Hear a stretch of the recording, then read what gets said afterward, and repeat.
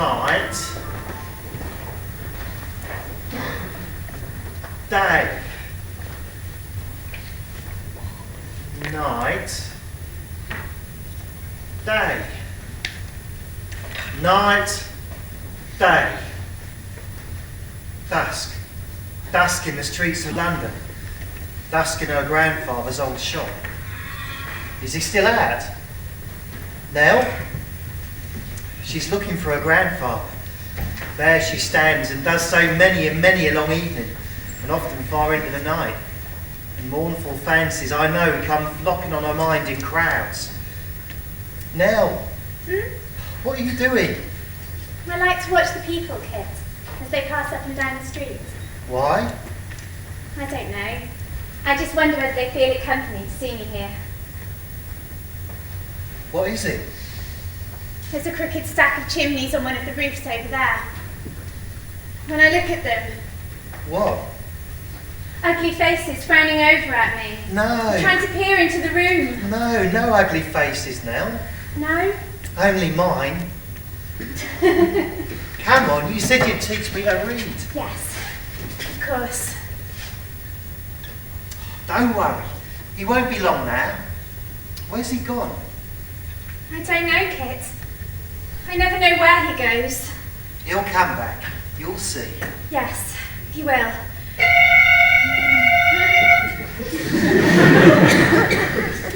Now look. Night. Day. Very good, Kit. Very good.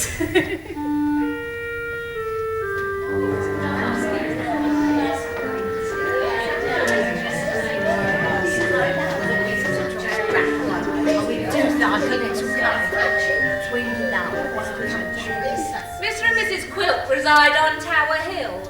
Where is Quilp tonight, Betsy dear? He's out. Yes, but out where? Well, I can't be sure. Out! Mr. Quilp's occupations are numerous. He collects rents from whole colonies down in the filthy streets and alleys by the waterside. He lends money to the seamen of merchant vessels. And smokes his smuggled cigars under the very nose of the customs house. At his lodgings this night are his poor young wife, Mrs. Quilp. The old lady, her mother. Mrs. Ginny Wynn. And some of the ladies from the neighbourhood happened by some strange accident to drop in, one after another. Attracted by the inducements of fresh butter, New bread. shrimps and watercress. And the absence of Quilp himself. How is Mr. Quilp? Oh, he's well enough. Nothing much the matter with him. Ill weeds are sure to thrive. I do wish you'd give her a little of your advice, Mrs. Ginny Wynn. Nobody knows better than you, Ma'am, what us women owe to ourselves. Oh, so true, Mum, so true. When my poor husband, dear father, when he was alive, if he'd have mentioned a crossword to me, I'd have... What should I do myself? It's all very fine to talk, but well, I know that if I were to die tomorrow, Quilp could marry anyone he pleased. Marry anyone he pleased. I'd like to see him try to marry any of us. I'd stab him if he Well, Quilp has such a way with him. When he likes, the best-looking woman here couldn't refuse. Before I'd let a man order me about as Quilp orders her, I'd kill myself. But write a letter first to say he He is the greatest tyrant that ever lived. She daren't call her soul her own. He frightens her to death, and she has the spirit to say a word against him. Oh, but Mrs. Quilp, pray you ask the ladies to stop and have a couple of lobsters and something light and palatable. I didn't ask them in, Quilp. It was quite an accident. So much the better, Mrs. Quilp. These accidental parties are always the pleasantest. Well, you're not going, ladies. You're not going, surely.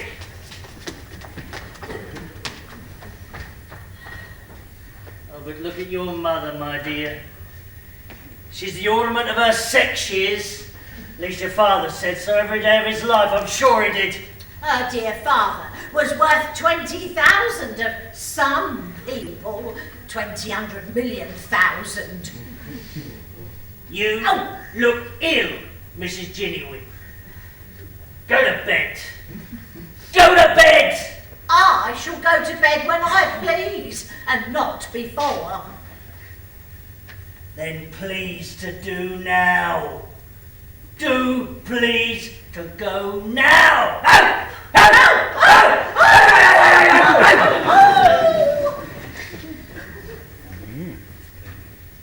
Mrs. Quilp. Yes, Quilp. If ever you listen to these beldames again, I'll bite you! Now, I'm feeling a smoking humour. I'll probably blaze away all night. Stay where you are, in case I want you. Yes, Quilp.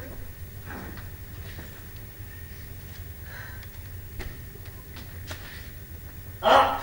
Up! I'll have that, I think.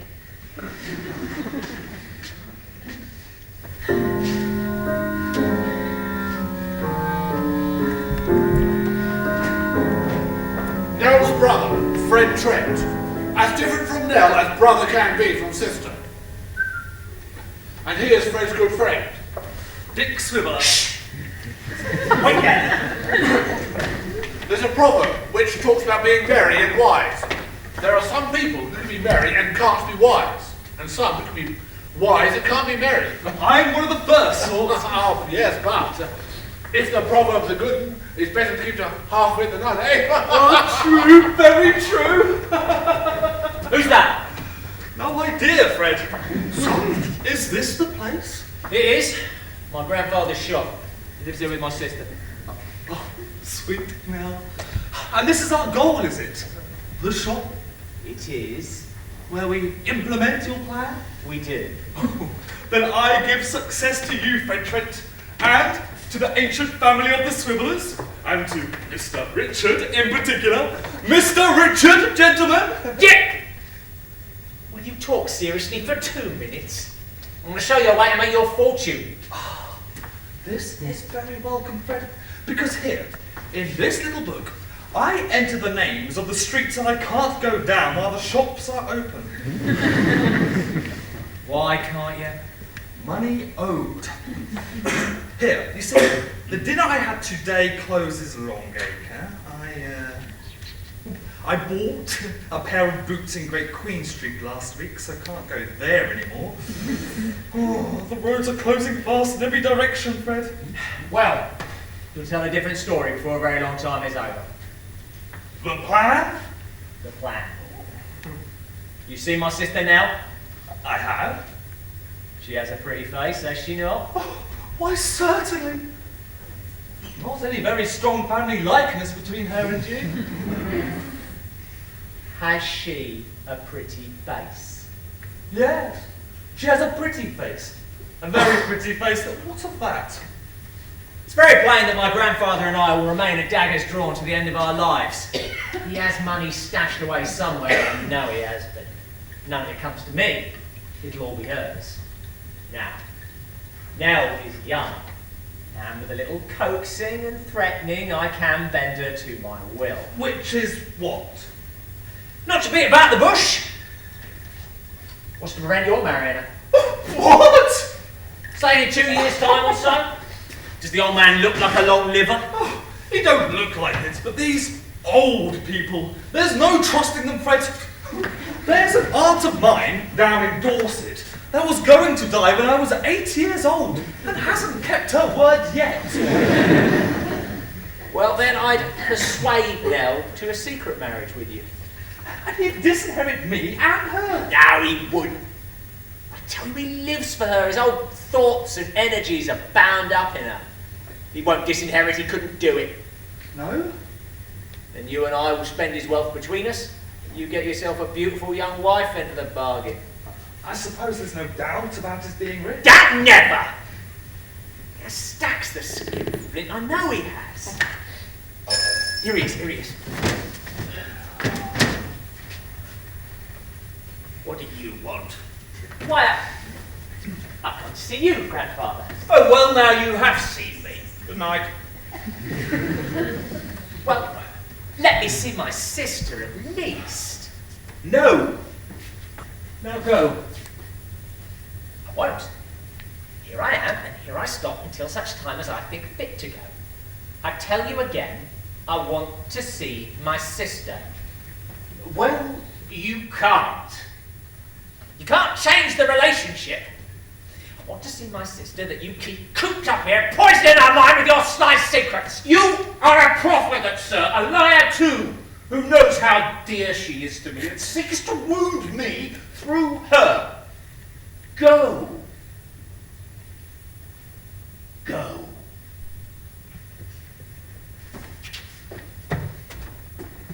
You deprive me of what's rightfully mine! I won't forget this. There is no fortune, Fred. Just leave us alone. Perhaps I may be permitted to Not introduce... now!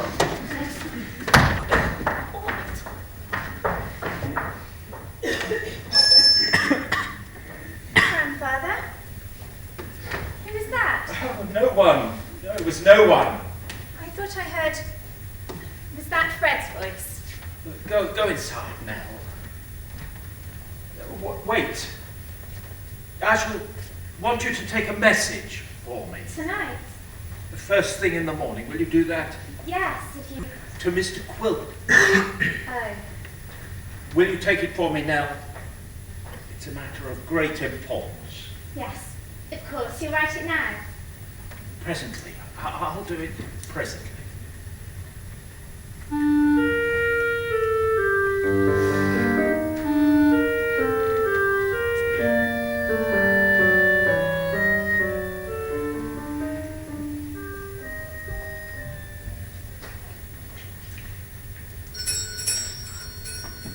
Where are you going? I thought I heard someone at the door. Well, don't just sit there. Go and find out.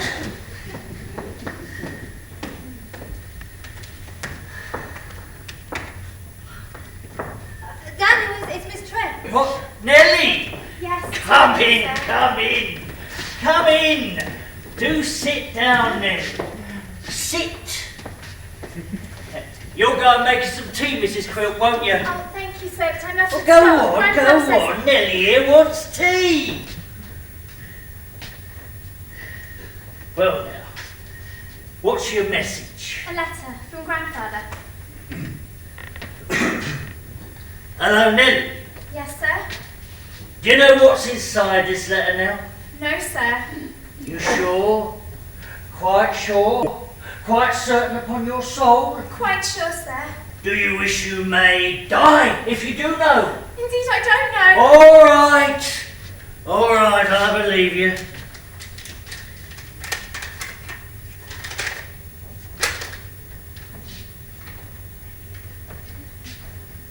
Gone! Gone already! Gone in 24 hours? What the devil has he done with it?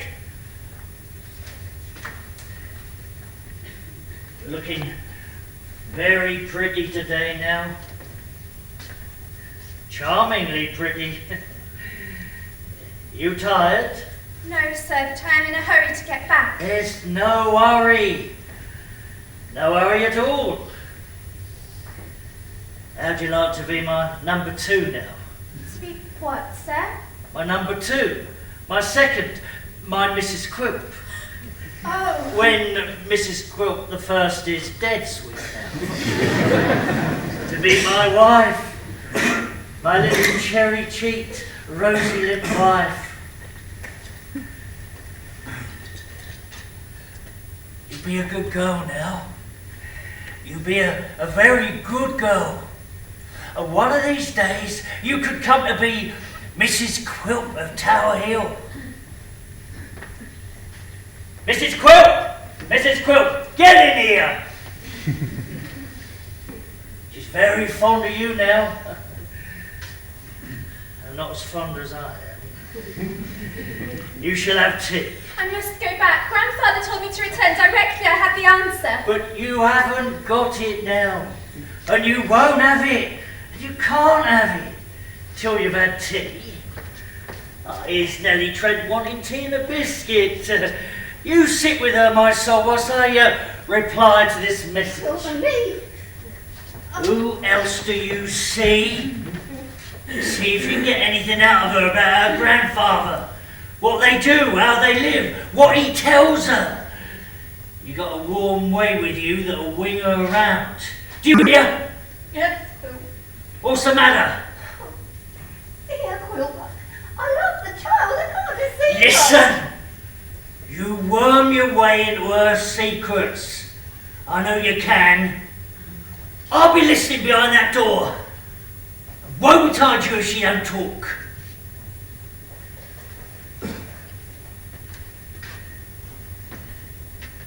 You have tea, my dear, and a little conversation with Mrs. Quilp, as is.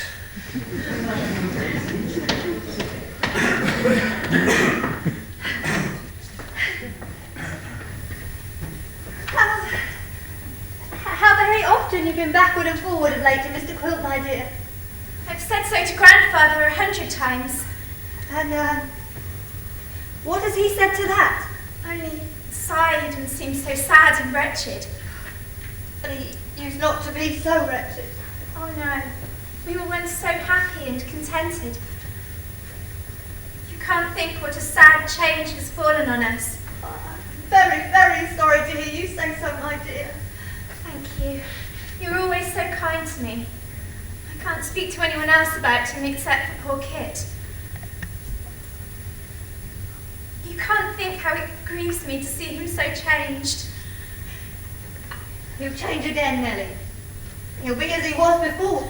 Oh, if God would only let that come about. Oh, pray, Nellie, don't cry. I do so very seldom, but I've kept this to myself for so long. I don't mind telling you, for I know you won't say a word. I'm sure he loves you dearly. He does. He does.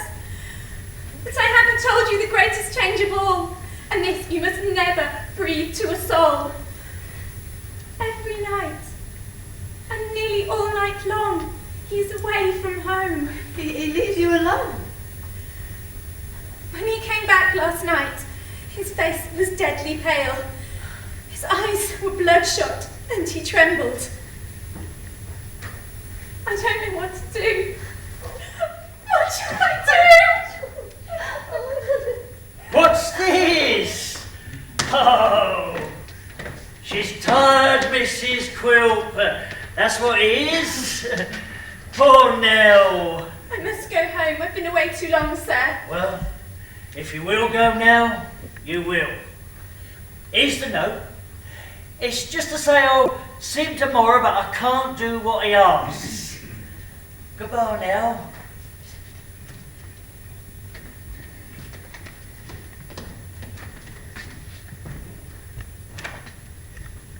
You're a keen questioner, ain't you, Mrs. Quilp? What more can I do? You could have done what I asked instead of blubbing like a crocodile. You minx. I am very sorry for the child, Quilp. Surely I've done enough. I led her on to tell you a secret. God forgive me. You could have done more without the blubbing. Still, for what she did let fall, I've got the clue that I want. Lucky for you. Otherwise you'd have found it, I can tell you. Now, I'm on the old man's track. Hat!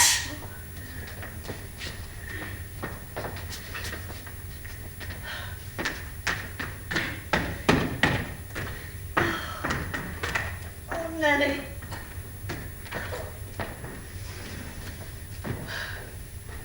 Oh, Nellie.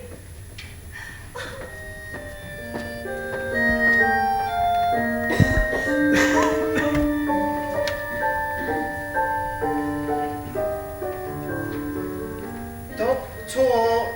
Edwin's tonic for the purging of the bowels. Bowels! Nell! You're back, you're back. Thank you, Kit. I fed your little bird while you were away. Thank you. And he did sing, Nell, so lovely.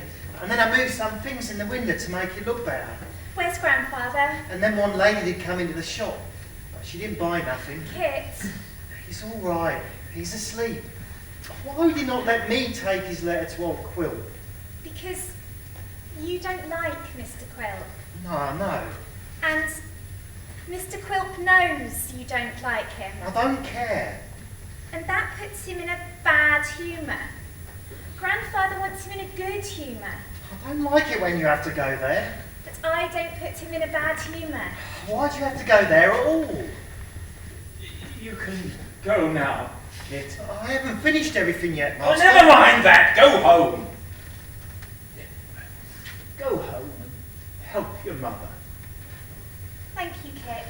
You'll come again tomorrow? And every day you need me now. You know I will.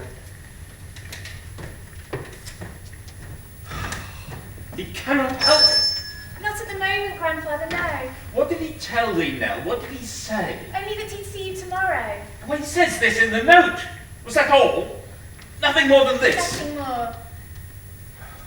If he deserts me now, at this moment, if he deserts me now, I'll be ruined. Worse, far worse than that.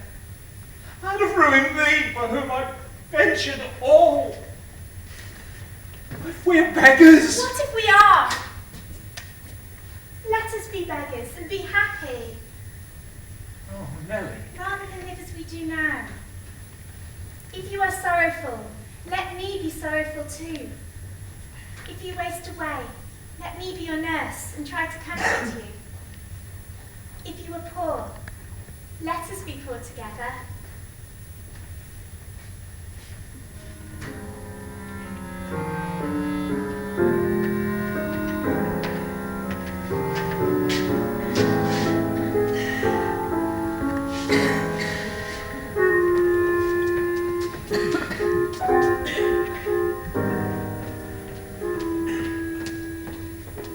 Someone has come to see you. I can't think why. Never mind why. Who? Nell Trent's brother, Fred, and Richard Swiveller, Wastrel's bones. That's nothing to do with you. Show me.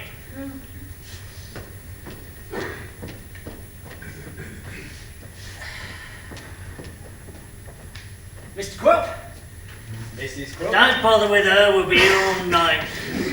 You're welcome, Mr. Swiveller. Charmed to make your I've not seen you in a while, Fred. Nah, a couple of years perhaps. Why now? What are you after? Private word. That grandfather. He's ditched you, Fred. So I hear.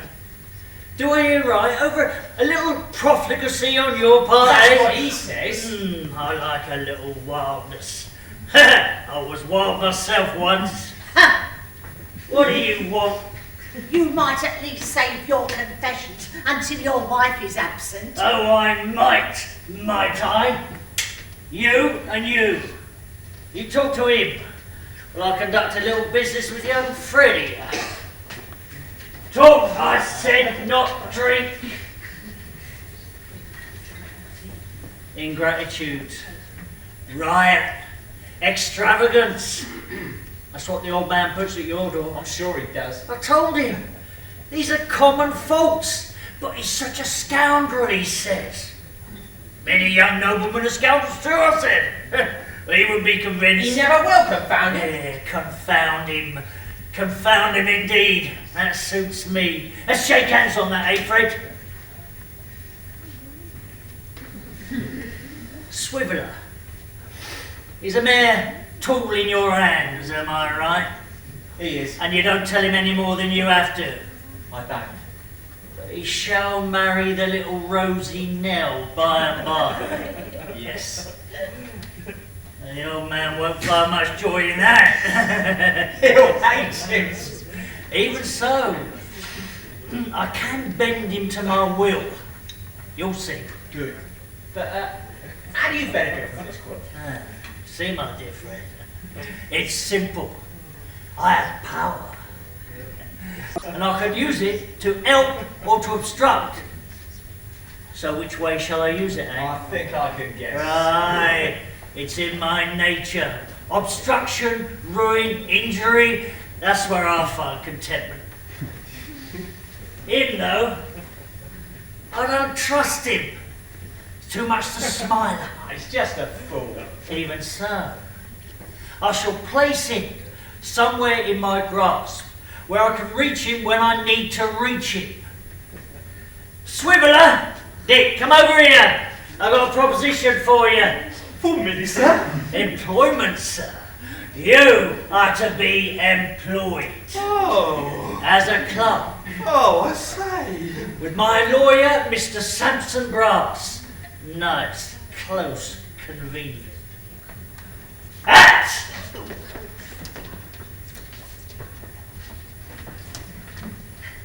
Now, we walk.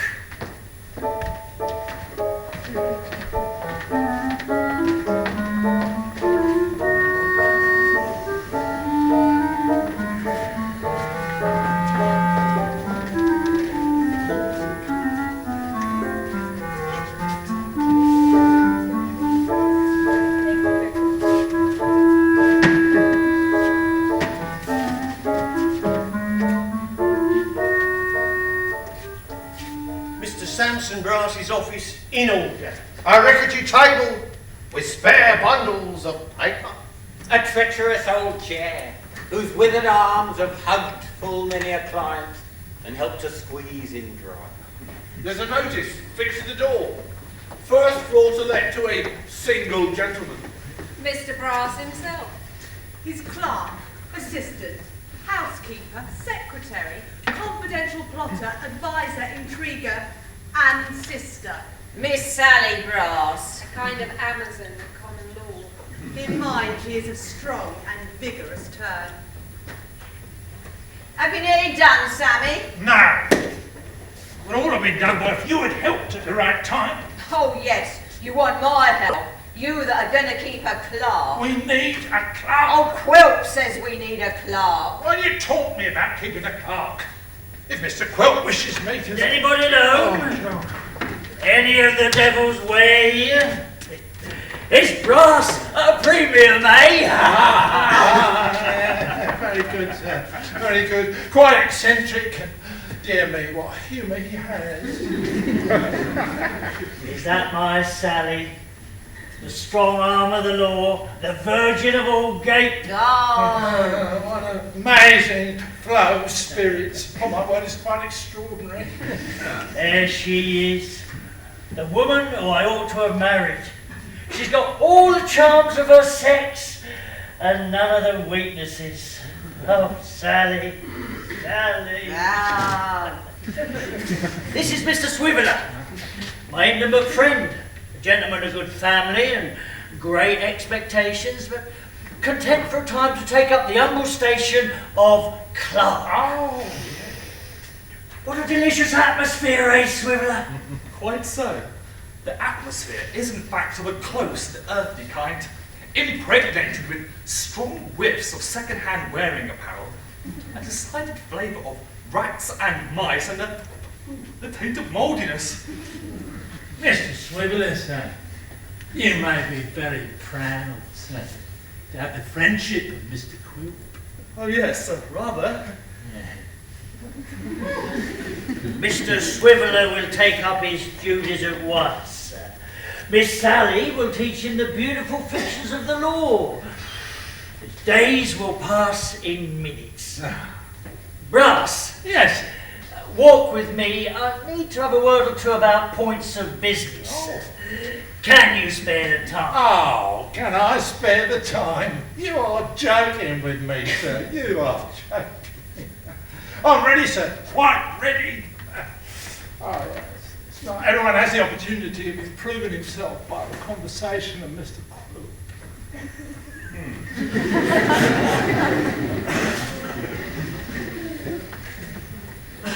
She takes no notice of me, no notice whatever. She goes scratching on, working like a steam engine.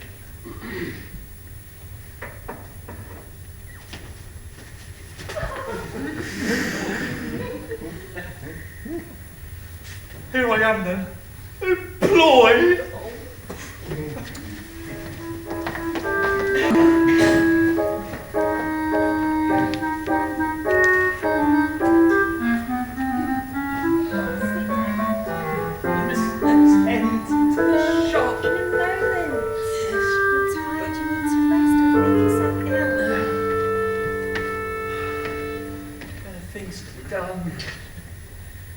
Oh, Quilp!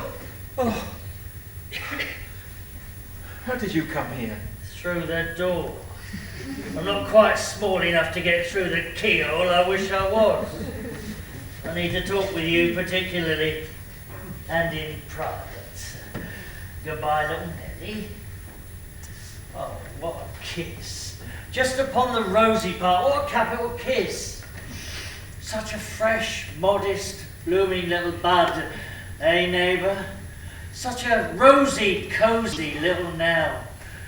So compact, so beautifully modelled. But bless me, you're nervous. What's the matter? Once for all, have you brought me any money? No. Oh, the child that I am lost! Well, let me be plain with you. You have no secrets from me now. What do you mean? All those sums of money, all those loans, advances and supplies you've had from me, they've all found their way to the, well, shall I say the word? Aye. Say it if you will. The gaming table. Your nightly haunt. This is the secret source of wealth in which I was to sunk my money in, is it? Was. It is. It shall be till I die. A shallow gambler. No, I am no gambler.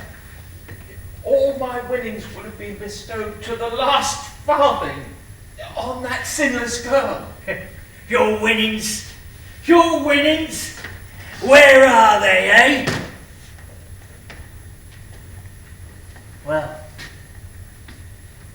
we shall have to do something about that, won't we? Eh, neighbour?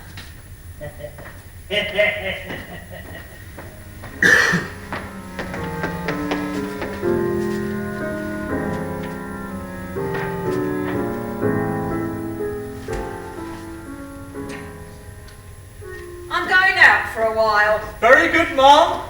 Don't hurry yourself to come back on my account, Mom. If anyone should come on office business, take their messages. I will, Mom. I shan't be very long. Sorry to hear it, Mom. I hope you may be unexpectedly detained, Mom. Now, I'd give something, if I had it, to know where she's off to with that key.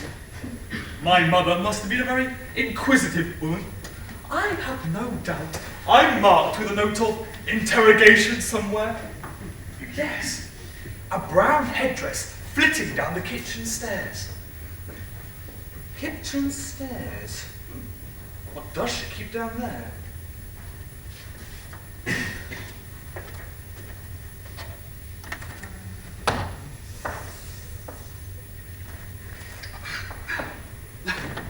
Anyway, I'm Brass's clerk, am I?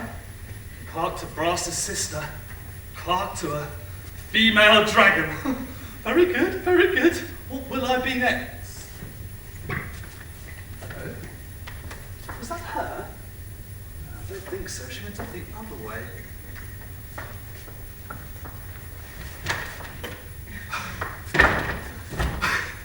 Nothing. Imagination, Richard. Or possibly overwork.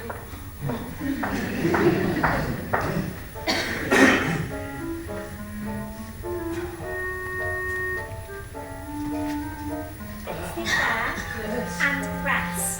But I must do something. I must. There's nothing to be done, Grandfather. Look at this. It's making you ill.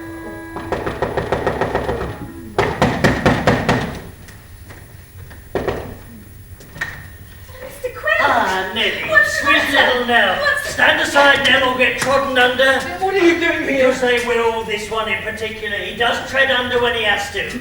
Right, Get to work. One chest, lock broken.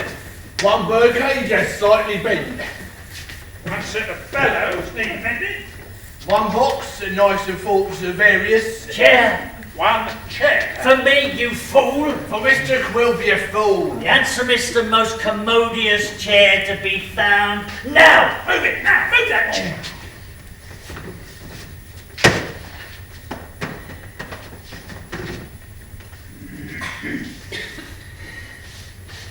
The house is no longer yours. What? But you must surely know this.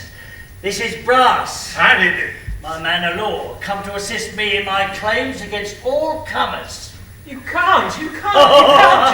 Oh, I can't. Do you hear that, Brass? Ah, yes, most amusing. Tell him. He can.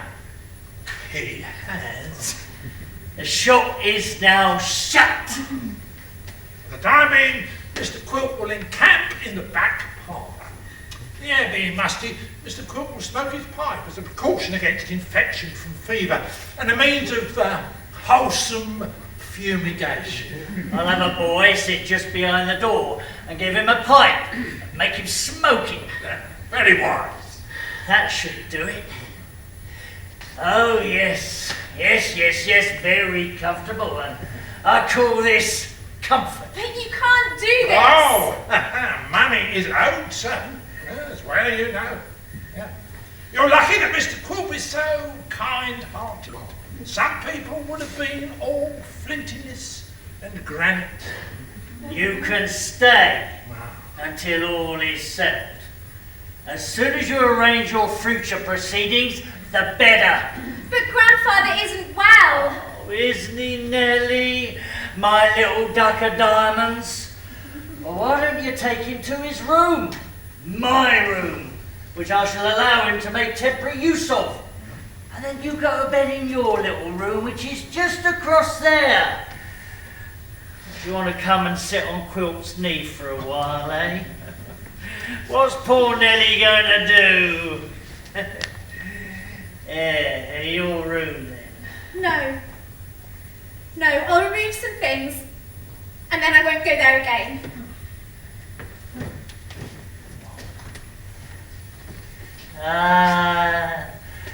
She's very sensitive. Oh, yes. Very sensitive. It's a pity to leave such a pretty room. Pity? I think I shall make it my little room, eh, Grass?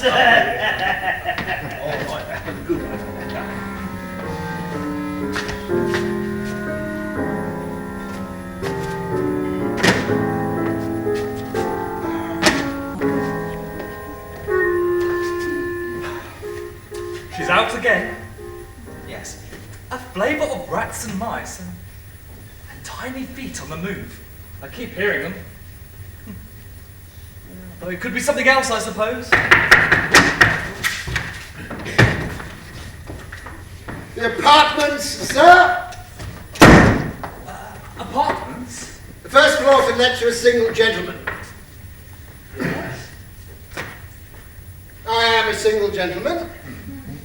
And the apartments? Yes, sir. Yes. Very charming apartments, sir. Commanding an uninterrupted view of over the way. Within 1 minute's walk of the corner of the street. There's exceedingly good ale, sir, in the immediate vicinity. What's the rent?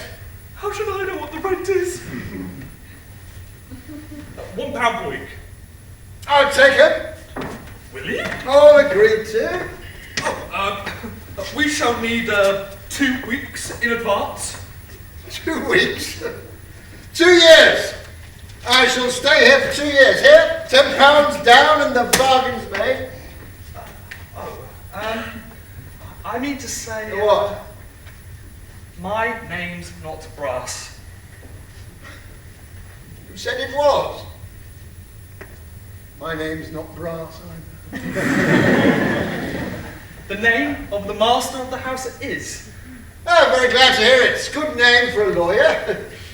Well, point the way, sir. I wish to go to bed. Well, the room's that way, sir, but... And let no one disturb me until I ring the bell. Very good. Very good. Bring that.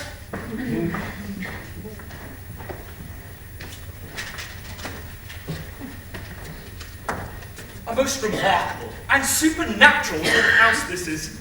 She-dragons in the business, conducting themselves like professional gentlemen. Mysterious sounds on the stairs. Strangers walking in and going to bed without leave or license in the middle of the day. Come on, come on! I don't know what else to make of this.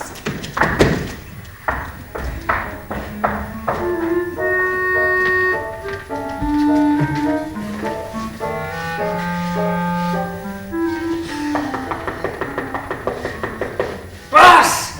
There's someone outside. Who? I don't know who, they're outside. But I mean to have them. Get up! Get up! Up! You get up! Get up by the door! Come on! Get ready! Now, when I give the word, you flee it open, alright? Now! Leave off, you fool! Leave off! You will at me! And I will again! Dear me, sister, do be careful. Well, there's plenty more where that came from. I believe she flinched, sir. There was no intent. I thought you were somebody else. Why didn't you say who you were? Well, why didn't you say who you were instead of flying out the house like a dog? Anyway, she knocked first, but she knocked too soft. So I took over. You. I might have known it was your fault. Get in here! Sorry, but I didn't know where you were. You didn't know. You didn't know. You never know. Since you're here, you go and start up little now and you tell her she's wanted in the shop. Go on, go on! Now, what do you want, Sally Brass? Same as her. Sammy hasn't been back to the office. No, I've been here. Well, I want to know why. I've had to leave Swiveller in charge. I mean, what's going on? We're guarding the property, Sally. Property? The shop, newly acquired. There was no need to come. Oh, property, is it? You seem to make yourself at home here. I am at home, Sally. This is my home now. I told you to bring the girl. I can't, Quilp. What? Why? She's not here. What? There's no one here. What? Not only ours, all the other rooms are empty. Empty, you fool! No, I'm giving my word, Quilp. There's not a soul else here. No! They've skipped off, Quilp, right under your nose. They can't do this. They can't. The ingratitude, everyone. What the devil's name have they gone? Hey, I want them found. And where have they gone? The girl and her grandfather. As far as they can, I Find should them. think. Go on, find them. Find them. They've slipped away, right under his nose.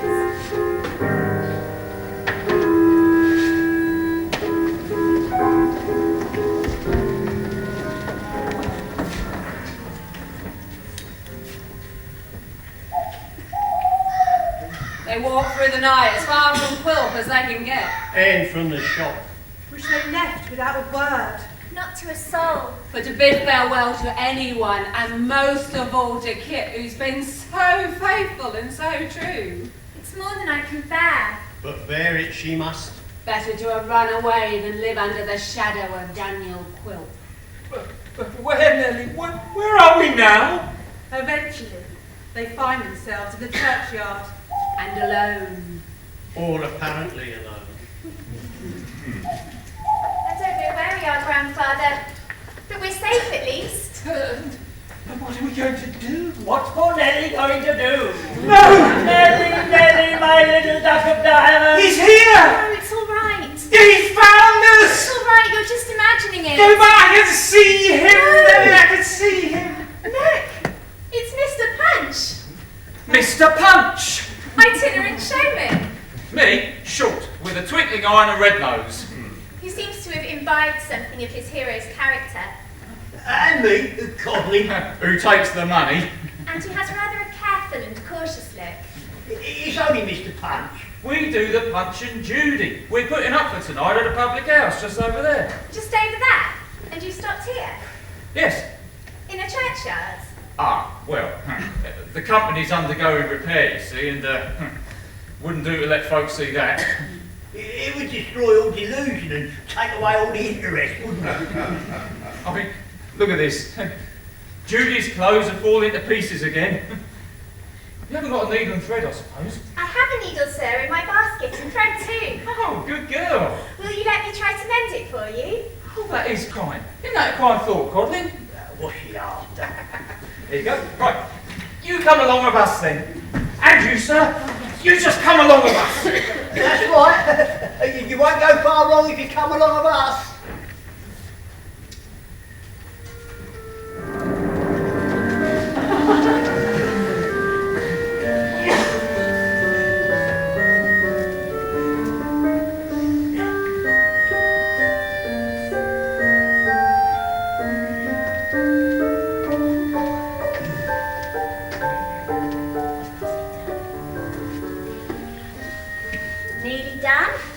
Nearly done. And then the ironing. And are you going to help me with that? Are you? Kit, is that you? Here I am, Mother. Oh, here he is. He's your big brother. Hello, Mother. You're back late tonight, Kit. Hello. Hello. Was you at the shop? Look at you, Mother, working away. We have to work, Kit. Oh, you keep at it, though. There ain't many such as you, I know. No, I hope there are many a great deal better. What there are or ought to be, well, according to what the parson says. Oh, much he knows about it. Wait till he's a widower and works like you do, and gets as little and does as much and keeps his spirits up the same. You're back late tonight, Kit. I am. From the shop? Yes. Oh, Kit. I've stayed there a while and watched the place, that's all. Oh, you watched it, did you? Seen nothing of Nell, though. I wonder what she'd say if she knew you watched the old place so long. I'm just keeping a lookout, Mother. Never coming home to your bed. She gets worried about the old man. Until you think she's safe in hers.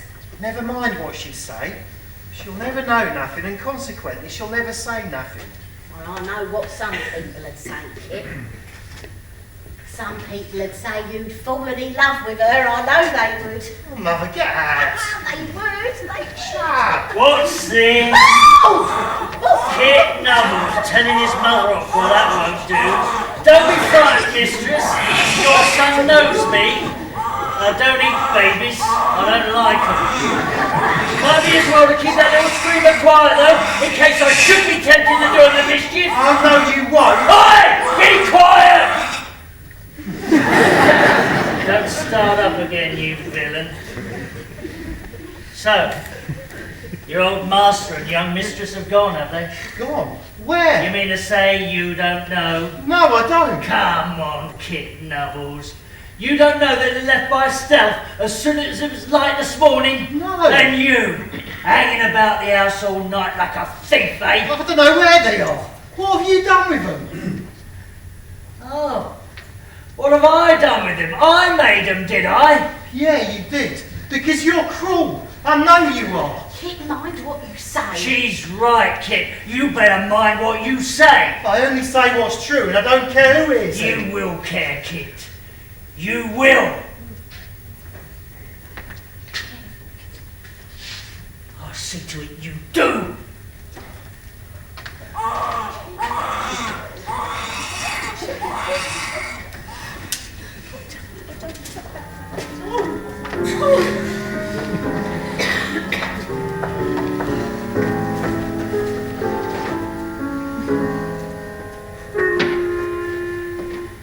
Did you hear that?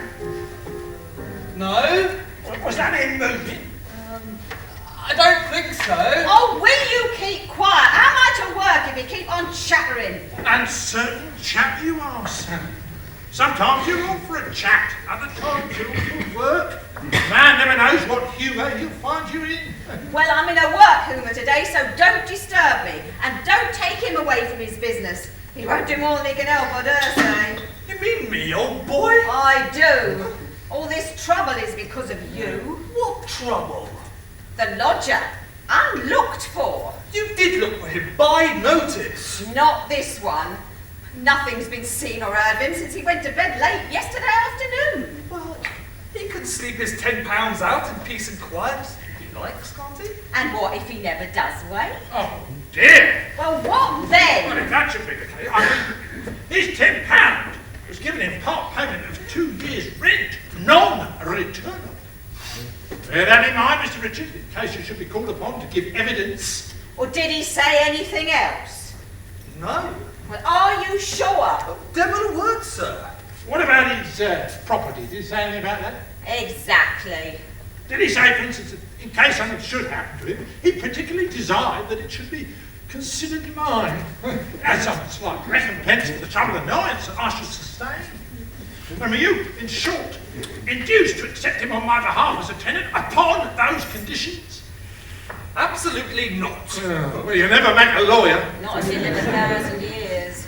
Well, what's to be done? He's been asleep now 26 hours. Perhaps a ladder up to the first floor window. Oh, no, the neighbours would be up in arms. Oh, let me try. Oh, now what? Oh, not the bell.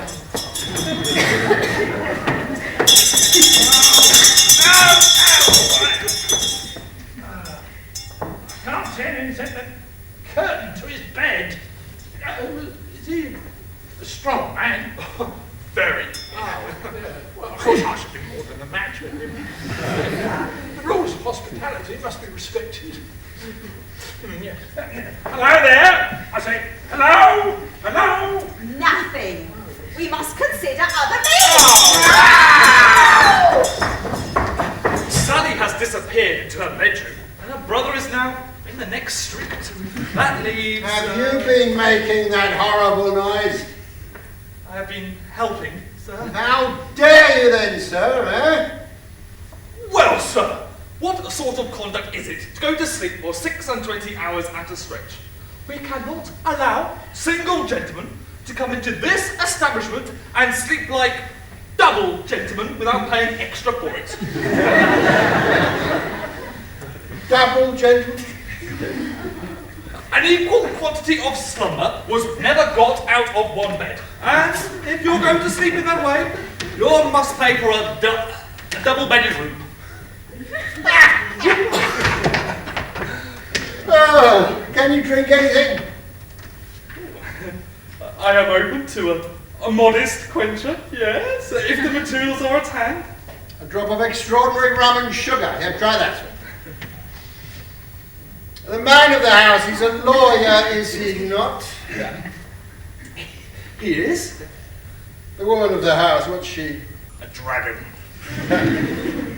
I like to go to bed when I like, get up when I like, go out when I like, come in when I like, be asked no questions and surrounded by no spies. This house will suit me, will it? Yes.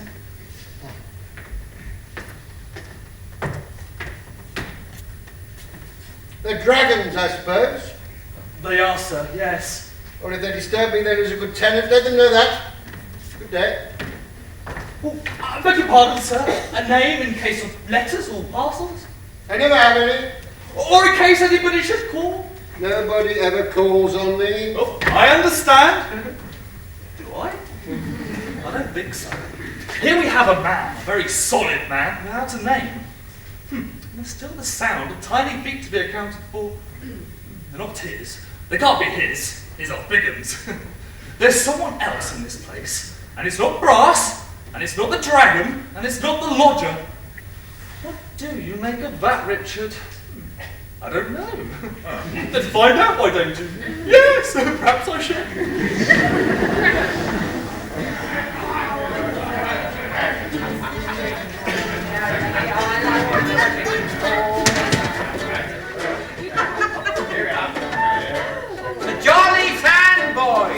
Frequented by Codlin and short Punch Judy merchants on their travels.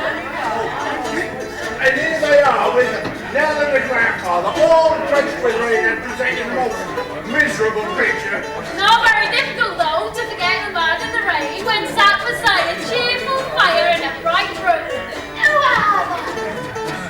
I wish I knew. Do you know? Not I. I'll tell you what though, the old man ain't in his right mind. It's plain to me they're not used to this way of life. You see how anxious the old man is to get on, always wanting to be further away and further away. Well, what then? This then, he has given someone the slip, and he's persuaded that delicate young creature to be his guide and his travelling companion. Where to? He knows no more of that than the man in the moon. Now, I'm not going to stand for that. I'm not going to see her falling into bad hands. What are you going to do? When they decide to move on, I shall take measures for detaining of them. What? There's people looking for them, you can count on it. There'll be bills pasted up on every wall in London. No, sure. It could be uncommonly sexy what you just said. There'll be a reward in this, Codlin. You can count on that too. Remember, we're partners in everything. You just keep them close, Codlin. There's money to be made, understand? Hello there. What's the matter? Nothing wrong here. Oh, your friend. Oh? He's me, your friend. Not him. Not who? Sure. I'm the more open-hearted man. I may not look it, but I am. I mean, Short's very well. I mean, he seems kind, but, well, he overdoes it. Now, I don't. Take my advice. If you travel with us, I stick with you. Stay with me and say off your way. Yes, I see. Just remember, the best of boys that ever there was. You needn't tell Short that we've had this little talk. Recollect the friend? Codlin. Not Short's all very well as far as it goes. But the real friend is Codlin.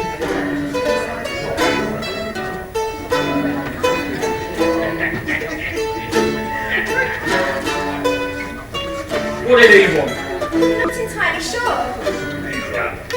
Keep our eyes open then, shall we? You stick by me, my dear, yes? Now listen, we've got to be off early tomorrow morning. Must we? There's performing dogs and a conjurer on the road, and if we don't get to them before them, they'll get in first, we shan't take a penny. So, you'll be sure to be stirring early and go with us. Yes. Good girl. I'll call you. Now is not quite free from the thought that Codlin and Shaw are the fittest companions she can stumble upon. Last orders, ladies and gentlemen! Let's hear your last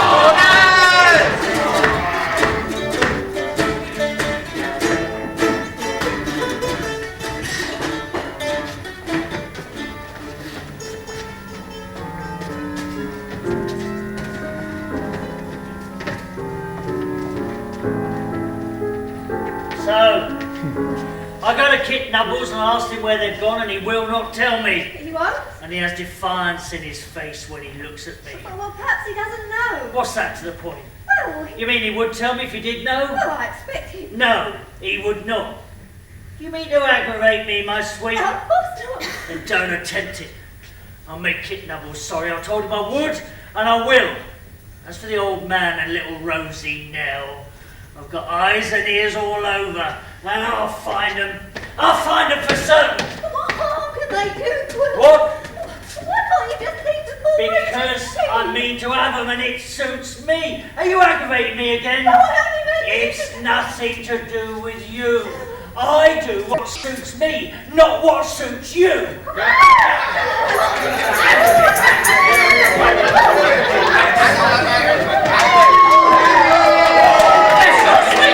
I'm very fond of my wife! Oh, yes, I am! Oh, yes, I am!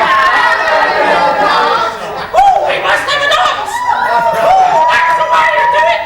That's the way to do it! Do what suits me, not what suits you. Oh, you don't dance well enough for me! Out of the way, out of the way, out of the way! Where's she gone? Where is she gone? Well, that's what I've shown.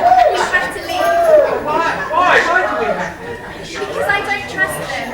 Why not? I can't tell you now, there isn't time. I'm tired now. I want to move on. Please, we're not safe if we stay. We have to go away as quickly as we can while they're not looking.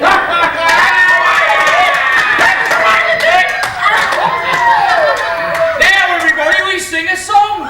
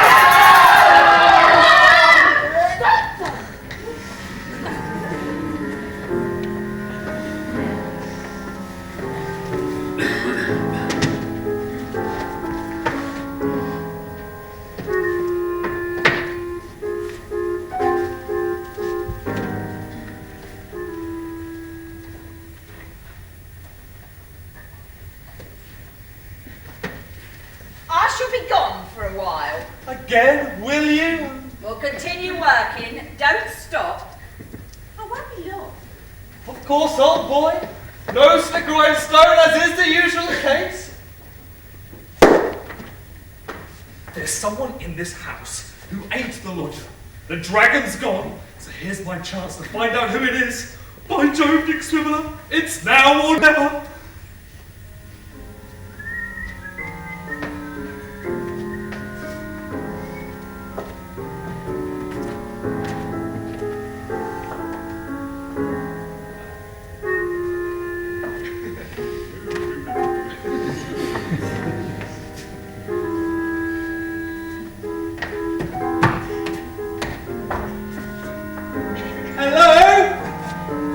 Anybody down there?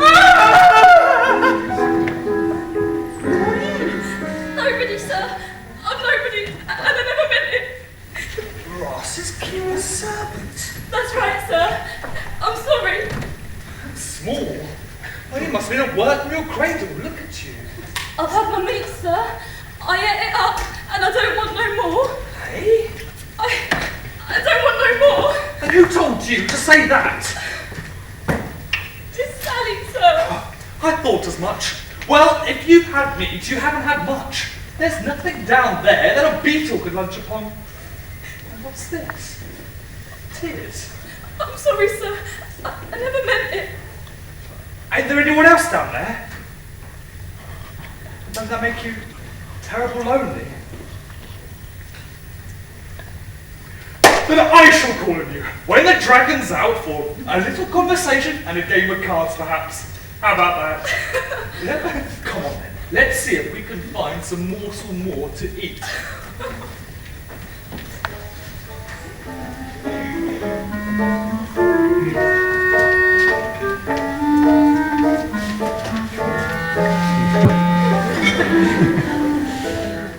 Out in the country, the afternoon has worn away, and at the edge of a common, a caravan is drawn up to rest. Just off. A pair of horses graze just off. Sitting before the caravan is a lady, stout and comfortable to look upon.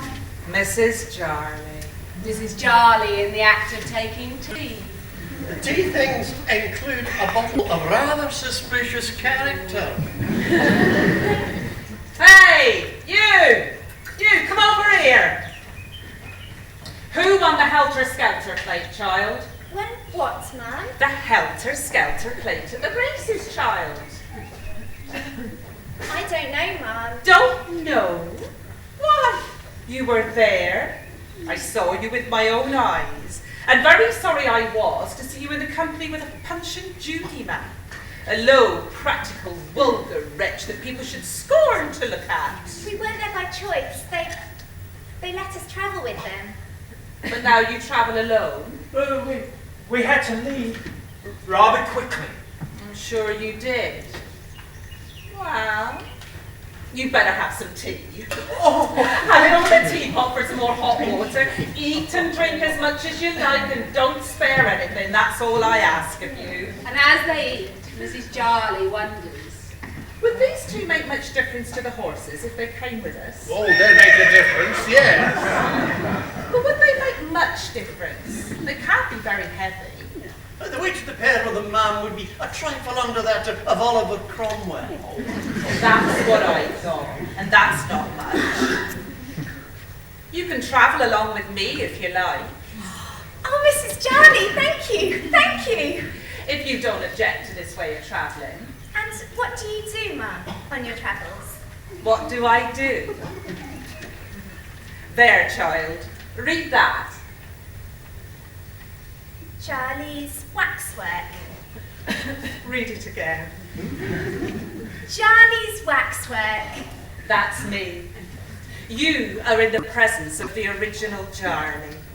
You mustn't allow yourself to be utterly overwhelmed. But it is astonishing, child, I grant. 100 figures of the full size of life. The only stupendous collection of real waxworks in the world. The genuine and only Jarley. Jarley's is a delight of the gentry and nobility. The royal family are patrons of Jarley. Children and servants, half price. You stick with wax and you need never go in the company of a filthy Punch Judy again. I never saw any waxwork, Mum. Is it funnier than Punch? Funnier? Funny at all. Funny? It's calm, classical. No jokings and squeakings like your precious Punches. But it has an air of gentility. And so like life, that if waxwork only spoke and walked about, you'd hardly know the difference. I won't say I've seen waxwork quite like life. I've certainly seen some life that's quite like wax. You want a good situation? What do you say? I can't leave now. We can't be separated. What would become of me without her? Well, I should have thought you were old enough to take care of yourself. But he can't. And I fear he never will again. We're very thankful to you, but neither of us could be parted from the other. If all the wealth of the world were hard between us. Well, there'd be plenty for you both to do. It's not a common offer, bear in mind. It's Jarley's waxwork, an imposing brilliancy hitherto unrivaled in this kingdom. This is an opportunity which may never occur again. Well then, thank you, Mrs. Jarley. We're happy to accept. Of course you are, of course you are. Now, to meet the establishment and learn the business. The company, sundry sprightly effigies of celebrated characters clad in glittering dresses and standing more or less unsteadily upon their legs. With their eyes very wide and their nostrils very much inflated. And all expressing great surprise, all looking intensely aware and staring with extraordinary earnestness at nothing. Now then, learn from me and you'll soon be able to present the figures to the people yourself. This is an unfortunate maid of honour in the time of Queen Elizabeth, who died from pricking her finger in consequence of working upon a Sunday. Observe the blood which is trickling from her finger. This, ladies and gentlemen, is Jasper Pecklemelton of a troublous family. Who courted and married 14 wives and then destroyed them all by tickling the soles of their feet. On being brought to the scaffold and asked if he was sorry for what he had done, he replied, yes, he was sorry for having let him off so lightly. And he hoped that all Christian husbands would pardon him the offence. Now let this be a warning to all young ladies to be particular in the character of their gentleman of their choice. Observe his fingers, which are curled, as if in the act of tickling, and his face, which is represented with a wink, as he appeared when committing his barbarous murders. And here we have the old lady who died of dancing at 132.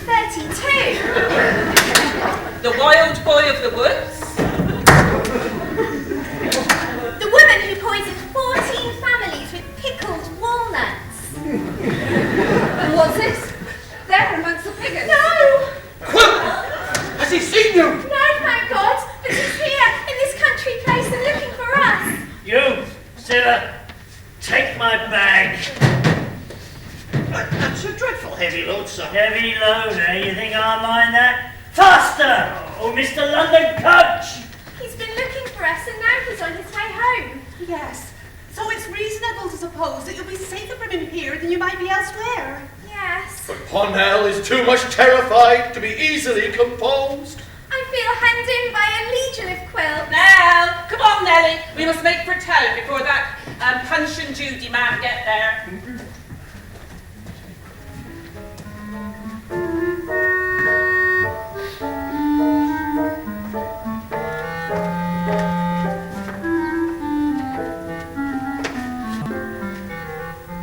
This small servant is a very extraordinary person. 15-4. Surrounded by mysteries, ignorant of the taste of beer, and unacquainted with her own name. A 4-4 a run.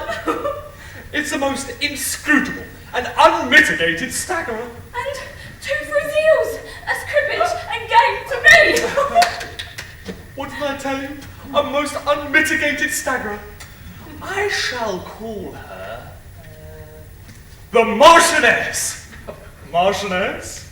Eh? Not me. I'm nobody, I am. The Baron Sampson Brass and his fair sister are at the play. They often go out and leave you here. Oh, yes. Miss Sally's such a wonder for that, she is. Such a what? A wonder. They sometimes go to see Mr. Quilp. Is Mr. Brass a winner? Not half what Miss Sally is, Ian. Bless you, would never do anything without her. She keeps him in such order. And he catches it sometimes. You wouldn't believe how much he catches it. Oh, my word, I do. St. George himself would catch it if he... The door! Get back! Ah, it's all right, it's only bread. Oh, it's gone. Who's gone? The Marchioness. Oh, never mind. What are you doing here at this hour? I want a word about your lodger. The single gent? Exactly. I've a plan to put to you. Another one? This single gentleman been asking questions. Has he? The road? About grandfather and little Nell, which suggests to me he knows something. Knows our family somehow. So, if you were to bring us together... Yes? Well, properly introduced, it might do very well for me. And all you have to do is introduce me. Of course, I can see it all. I introduce you, and he bursts into tears and embraces you kindly and tells you he's your grandfather or your grandmother in disguise. It's a possibility. Great treat! He does know you. I do, and I've heard enough about him to know that he's a bounder and a wastrel! It is in very great measure your fault that little Nell and the old man are brought to poverty. A bounder, sir! A wastrel! That's the way to do it! Get out! Get out of my sight! It's about time you found your own way in life! That's the way to do it! And thought a little more of others! What was that? That's the way to do it! Not us, sir. That was outside. What was it? A Punch and Judy man out in the street. Oh, yeah. A travelling man and his companion. Men who go about with their eyes open. Where might they go? And what might they see? Hey, you two. Come in here. I want to talk to you. Come here, both of you. Travelling men off the street. Miss Sally won't take to this. I don't much care if she doesn't, do you? Not a great deal, no. Say no more about it. And as for you, Nell Trent, you heard what I said. Get out! Get out of my sight and mend your ways! Look, I don't know who you think you're talking Go, get out, go! Oh, I don't like the look of this. Let's just see, Tommy, let's just see. You want a word with us, sir? Yeah, look, I ain't no talk, but tell him so. What have I got to talk about? Yes, indeed, my men, I do want to work. Not you, Mr. Swiveller. Find something else to do. But this is my office. I am supposed Something else, Mr. Swiveller. In another room.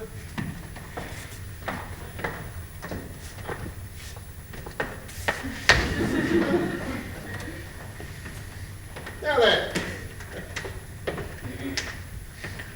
Oh, very much browned by the sun, both of you. You've been travelling? Well, Fairs, markets, races, and so forth, I suppose. yes, sir. Pretty nigh all over the west of England, sir. Excellent! I've spoken to men of your craft from the north, south, and east, but I've never lighted on any from the west.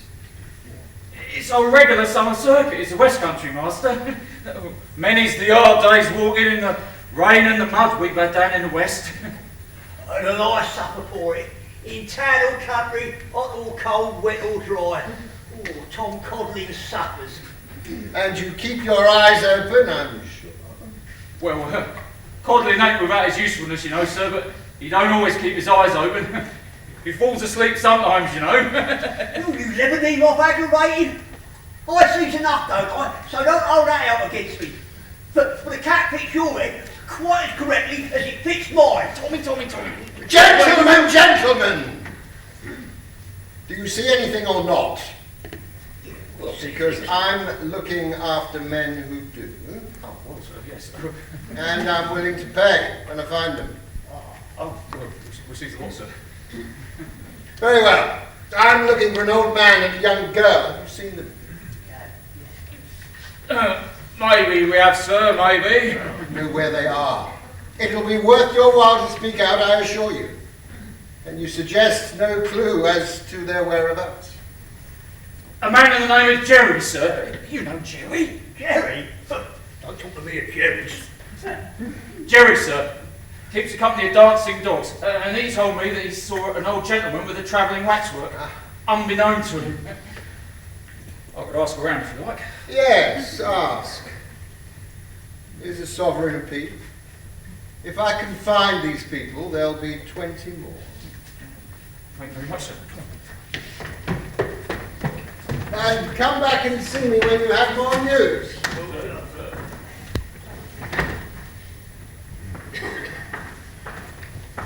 The old man and little Nell, eh? Yes, sir, I heard. You know what this is, Marchioness, don't you? I do, sir. This is a proper staggerer. Deportment, girls, deportment.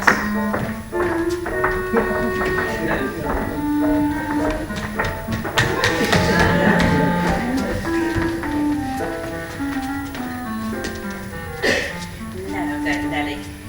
Today, we are drumming up business in the boarding schools. This here is a poster composed expressly for them. Which distinctly proves that waxwork refines the mind, cultivates the taste, And enlarges the sphere of human understanding. it's educational. All right, my dear. It's only a cough, Mrs Jarley, thank you. Well, if you're sure, take this to Miss Monflathers. We've only had 8 of her girls since we've been in this town, and there's 26 of them, as I know for a fact.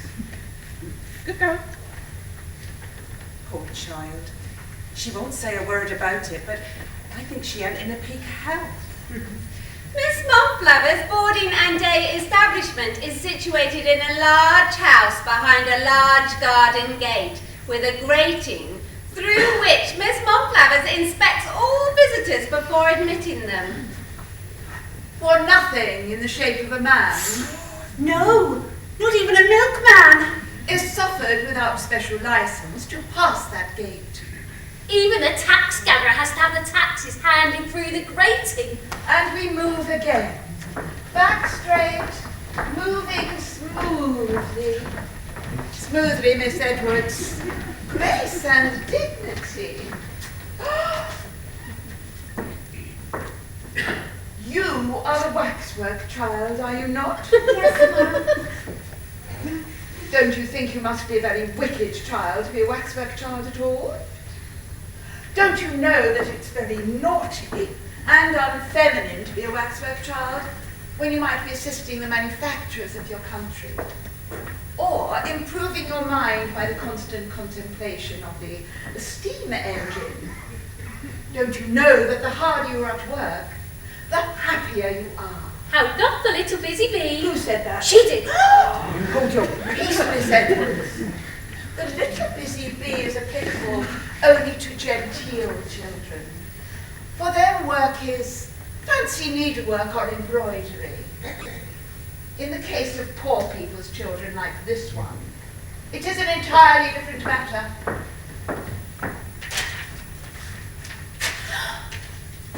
Tell Mrs Jarley that if she presumes to approach me, I shall write to the authorities and have her put in the stocks. And you may depend upon it you will certainly experience the treadmill if you dare to come here again. And now, ladies, we move on. Grace and dignity. Smoothly we glide. The poor girl is crushed, and she looks so weary. You are not well, I think. I only need a little rest. Thank you, it's nothing. A little more than nothing, I fear. Is there anything I can do? Miss Edwards. Better hurry. Come in, Miss Montflathers. Go back to Mrs Jarley. She's a good soul. She'll look after you. Miss Edwards, we all await. Go to her now. Go back to Mrs Jarley. She'll help you. Still on my heels, are you? Wait! Please. Oh, why should I wait? Ain't you got nowhere else to go, old man? Please. You have to give me another chance. Oh, do I? When are you meeting again? We're not! Not for the likes of you. You must! Tell me when you play again. I'll tell you when. Tonight. Thank you. But I won't tell you where. Oh, please! Unless you make me a promise. Or anything. What is it? Know what it is. Then I promise. More money. I know where I can get it. In that case, meet me here tonight, just before midnight. You show me the proof, and I'll show you where the game is. I will. I'll be here. Nelly. Grandfather. That man. Someone I met. You mustn't worry. But I do. This is like a dream, Grandfather. The same old dream coming back to me. Well, what can I do, Nelly? What are we going to do? We'll find something. Whatever happens, we'll be together. We'll always be together.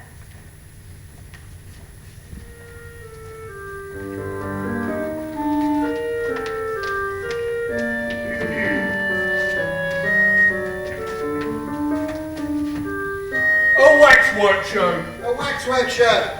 Somewhere in the west. And a man called Jerry who knows something about it. We must go and see for ourselves. And I must have with me someone who knows little Nell and can recognise her. Someone they'll trust. Kit's mother. The ideal person. Mrs Nubbles. Are you happy to come along with me? Oh, yes, sir. And to find this waxwork show to so fine poor Nell and the old man? Oh, of course I am, sir. Yes, sir. But why do you look for him, sir? Because he's my brother. Your brother? My older brother. And was once my rival, you understand? The lady, sir. One of us had to leave. I decided it should be.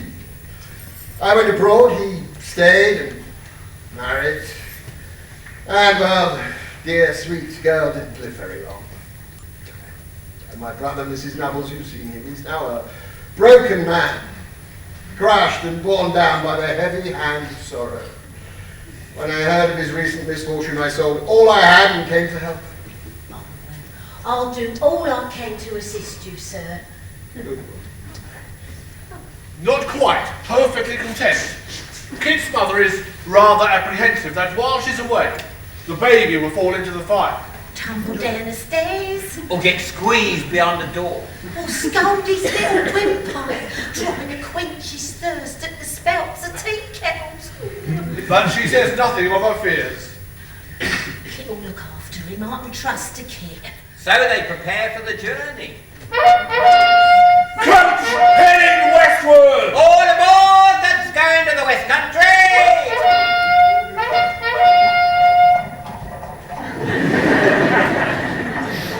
Don't call a faint eye, Mrs Nubbles. No, thank you, sir. Indeed, I'm not. Oh, indeed you must be. I drag you from the bosom of your family at a moment's notice and you go on getting fainter and fainter before my eyes. I'm a pretty fellow. Here, take some of this. Thank you, sir.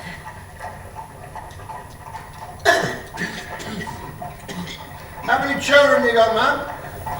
A baby boy besides Kit, sir. Christened? I only half baptised at present, Sir Jacob.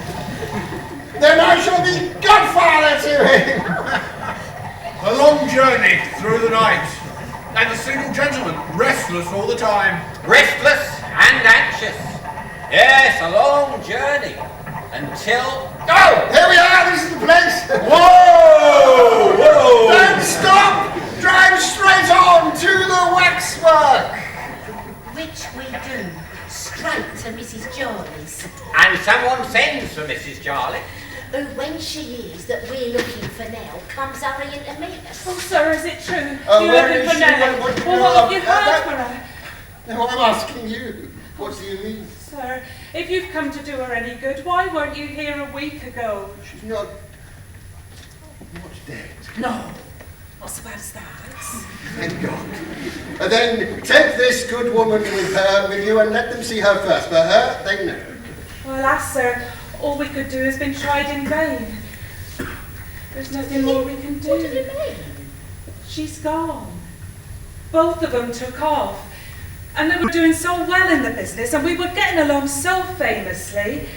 We've tried everything we could to find them, but there's not a trace. Not a trace. Very true. Every effort made and not a trace to be found. Oh, goodness gracious me. Daniel Quilp. Like an evil genius come from underground upon some work of mischief. Servant, sir, hope you're well. Hope you're very well.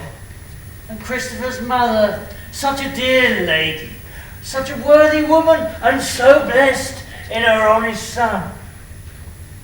How is Christopher? Does he thrive? Is he growing into a worthy citizen, eh?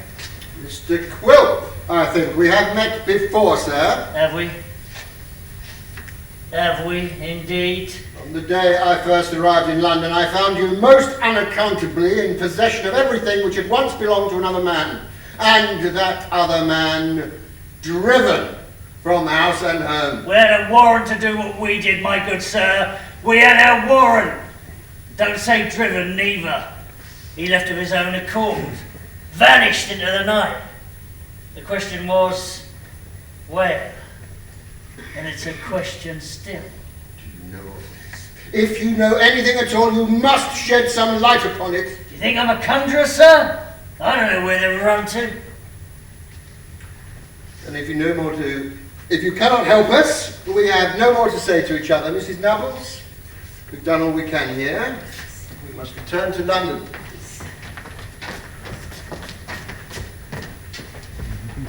So, they're on the lookout too, are they?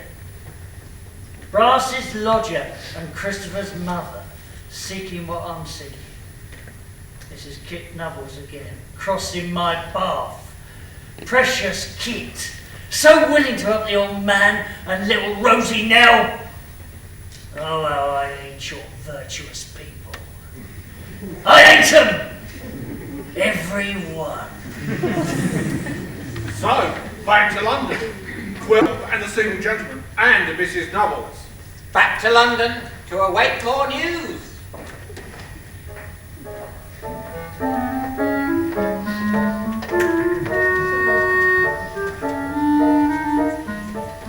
No.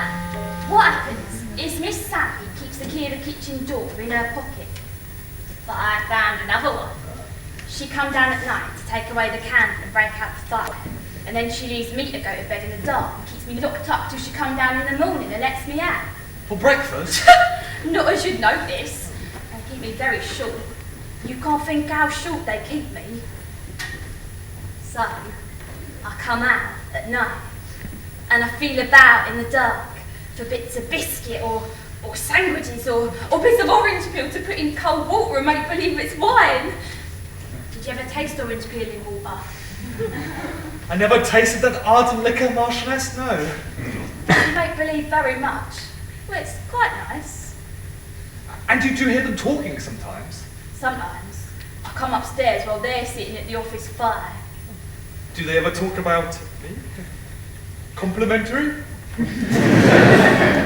Miss Sally says you're a funny chap. That's not uncomplimentary. Merriment is not a bad quality. Old King Cole was himself a merry old soul. Well, he ain't been round here, I expect. It occurs to me that you must be in the habit of airing your eye at keyholes to know all this. Only to look for food, that's all. And I wouldn't take much if I found any, just enough to squench my hunger. Oh, sir, please, you won't ever tell him where we are. I shall be beat to death. Because I am your friend. Friend? And I hope we shall have many more hands of cribbage together yet. Is that there? Are they back? It is. Or at least it's the dragon, the delightful Quilp. We must... How on earth does she do that? My dear friend, Richard Swiveller. Any callers? None? Any work done? An immense amount. Barely lifted my nose from the ledgers. Well, lift it from them now. Eh? Get out and leave us to conduct our business. Oh, I see. Now, to business. Very private business. There's a lad named Kit. Well, what of him? What of him? What of Kit Nubbles? I don't like him, Sally, that's what. Nor I. And half our work is done already. This Kit is one of your fair characters, one of your honest people. A double-faced, white-livered, sneaky spy! Oh, come to the point and don't talk so much. I owe him a grudge, Sally, that's the point. He crosses my humour, and I hate him. Do you need to know any more? Oh, no. I know enough. Then my mind's at rest. I shall have to discuss the matter with Sampson when he gets back. Back from where? Or why ain't Sammy here? Oh, he's at Tower Hill. He's gone round to your house. My house? What's he doing there? Oh, he's gone round to soothe their spirits. What's wrong with their spirits? Well, Mrs. Quilp, having received no intelligence of you for 3 or 4 days, is in a state of distraction. Betsy is? Constantly fainting away with anxiety and grief. Anxiety and grief. Well, we'll see about that.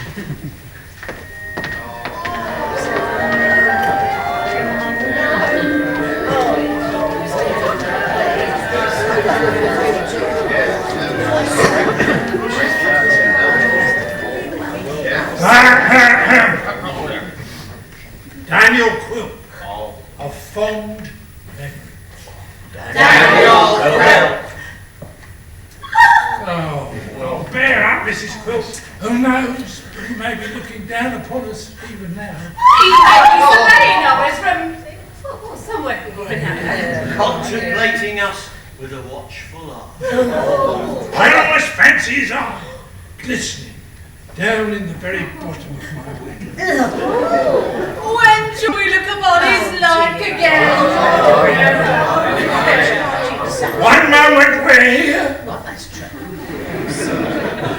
the next we're there. Silent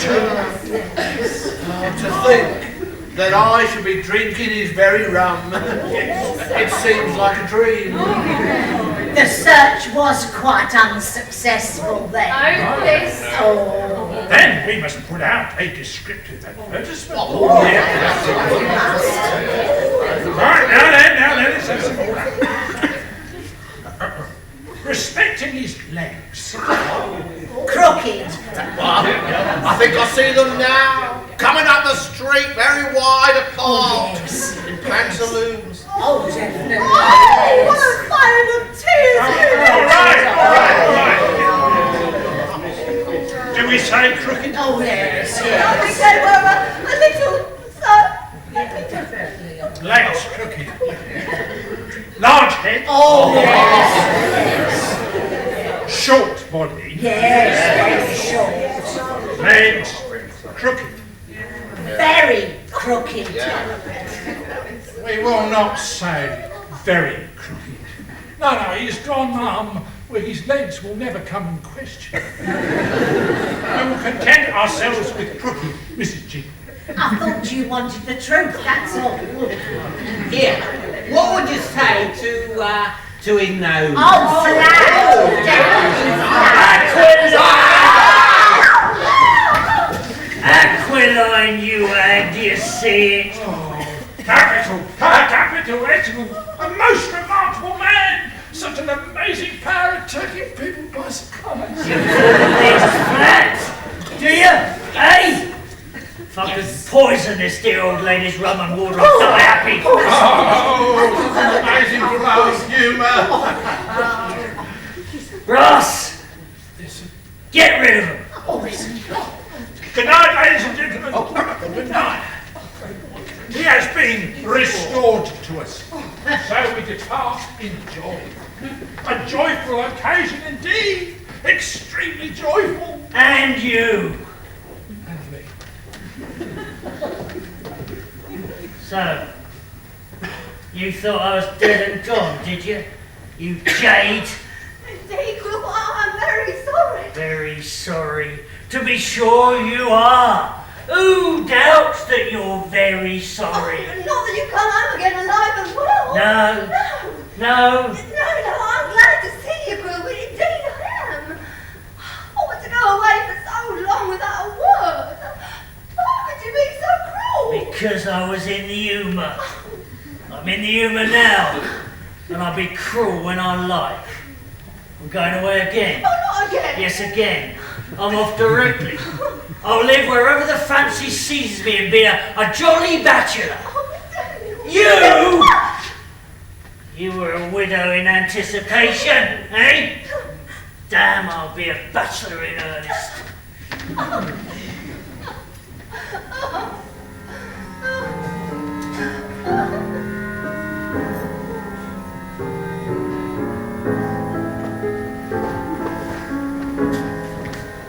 Sampson Brass gets into the office early and stands at the door, listening for someone. Kit Nubbles, who is sometimes sent with a letter. From a gentleman who got it from a man. Who wanted it delivered to the offices of Sampson Brass. Kit has been coming here now for the last 3 or 4 weeks. Times he has been left here alone. Is the gentleman at home? Oh, Kit! I mean the gentleman upstairs. Is he at home? Come in. You're always welcome here, Kit. Because if he has, I have a letter for him. Oh, let me take your hat, Kit. Oh, thank you, sir.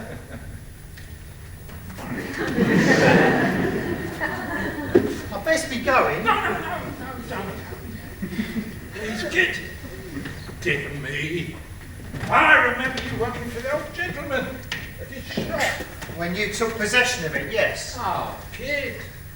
We have such painful duties to perform sometimes. Some of us do. I respect you, Kit. I saw you enough of you at that time to respect you, though your station is humble. It's not the waistcoat I look at, Kit. It's a heart. Checks in a waistcoat, but the wires of the cage. But the heart is superb.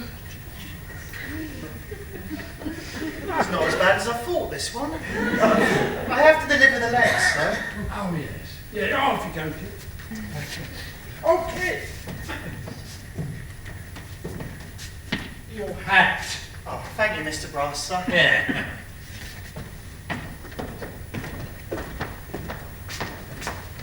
Ah, Mr. Richard, good morning.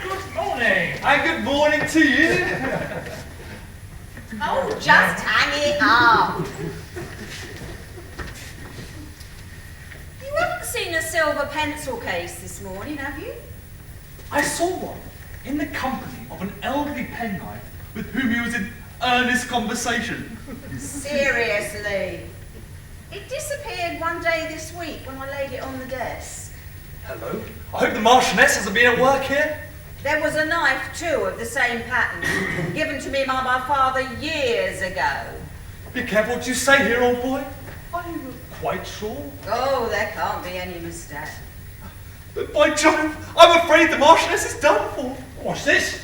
When I think how neglected she is.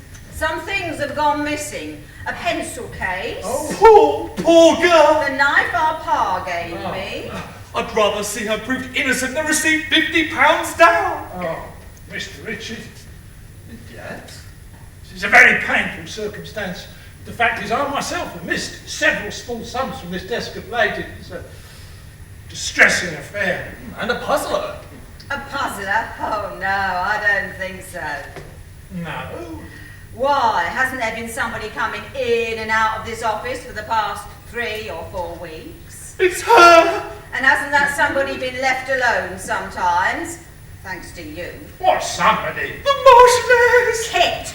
Kit? Kit? To be sure. Never! I'll never believe that of him. Never. It must be him. How dare you? A character's to be whispered away like this. Why is he the honestest and faithless fellow that ever lived? Oh, Kid! Come in. I am rejoiced to see you. Do I know nothing of human nature when I see it before me? I tell you, I stake my life upon his honesty. Thank you. I must be getting back, sir. Oh, no, you don't. Oh! I'm always been baited and beset by your mean suspicions. Have you no regard for true merit? You malignant fellow. Why, sir, what's the matter? He has my confidence. He should continue. Oh. Where's the... what is it? Oh, dear me, a note, Mr. Richardson. A £5 note. What has become of it? I laid it down here. Gone. Well, now who's right? God bless me. Now who's got it? He's honest, is he? Oh, it would be mean to respect him. My word, Mr. Richardson. What is to be done? What's the matter? Why are you looking at me? Now, Christopher, if you would consent to an examination... What? It would be a very comfortable and pleasant thing for all parties. Then search me. Do. You won't find a thing. It is certainly a very distressing occurrence. Take his arms. Hold still. And you, Mr. Richard, take that. Nothing. Oh, perfectly satisfactory. Nothing in the waistcoat. Nor in the jacket neither. So far, I am rejoiced. Search his hat. Oh, his hat is the surely not. Search it. A handkerchief? Oh, well, a handkerchief. No harm in a handkerchief, sir. I've heard it keeps the head too warm. Well, in every way, it being there is extremely satisfactory.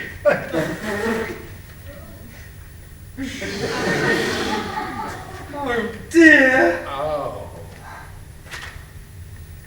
In the hat. Tucked beneath the lining. There you are. Now, what did I say? And this is the miscreant I've just been praising. A thief. No, sir, no. And even now, I feel so much for him as to wish to let him go. Oh, well, you could, you know.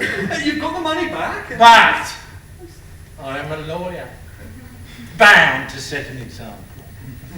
Mr. Richard, have the goodness to run and fetch a constable. A constable, sir, if you please. Oh, dear. Now! Till then, we'll put him under lock and key. Oh, no, sir, please. I haven't done nothing.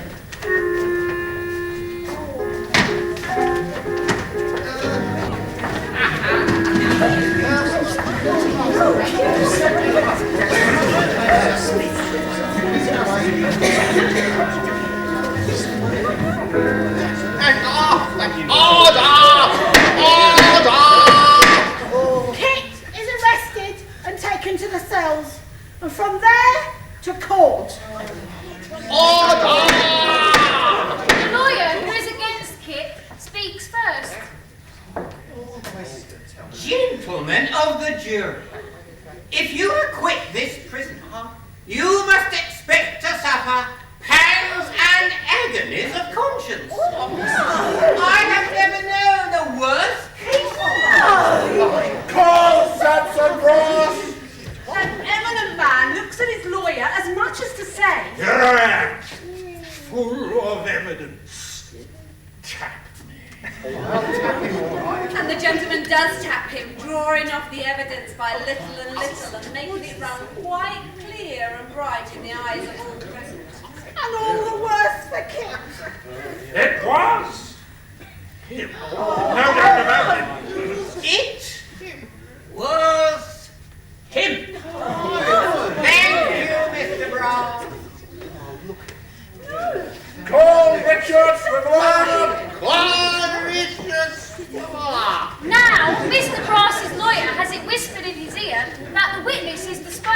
friendly to the prisoner. Mr. Swiveller. Pray, sir, where did you dine yesterday?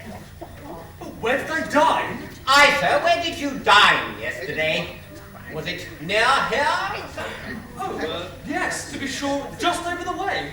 Yes, to be sure, just over the way. Alone, sir? I beg your pardon? Alone, sir. Did you dine alone? Did you treat anybody, sir? Yes, to be sure, yes, I did. You treated somebody. Now, was that somebody brother to the prisoner at the bar? Well, yes or no, sir? If you'd allow me to explain. Yes or no, sir? Yes or no? Yes, it was. Yes. Yes. Whoa. And a very pretty witness you are. Judge, jury, and spectator had visions of you lounging around with a large whiskered dissolute fellow 6 feet high. Please, it wasn't like that. No, it wasn't like that. The reality is he was looking after little Jacob. I was tied up in a shawl. But the jury don't hear this. So that's that. That was Kit's trial. Oh, and there's the verdict. Guilty! As I always say. No, he never did it. No, he never did it. Then I won't contradict you. It's all one whether he is or not. God knows to whom you show such tenderness, only knowing how much agony Kit's poor mother is. Keep a good heart. Some friend will rise up for his mother.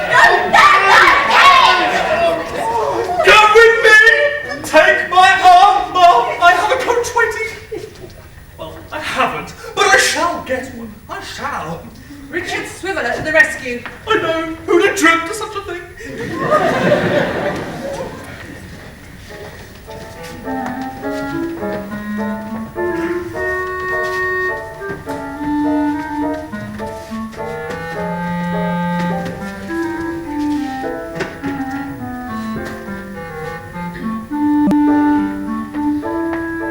I must do what I can for Kit, and for Kit's mother, and indeed, his little brother.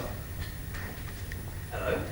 You needn't trouble yourself to come back here anymore. Eh? A man of your abilities, sir, is lost. Quite lost in our dry and mouldy line. Me? You. I should say the stage. Something superior in the licence speaking way, the kind of thing that would suit you. Are you saying I'm out of a job? Oh, you are. Well out of it. Whenever we part with friends, Mr. Richard, let us part liberally. So out I am. Out of a job!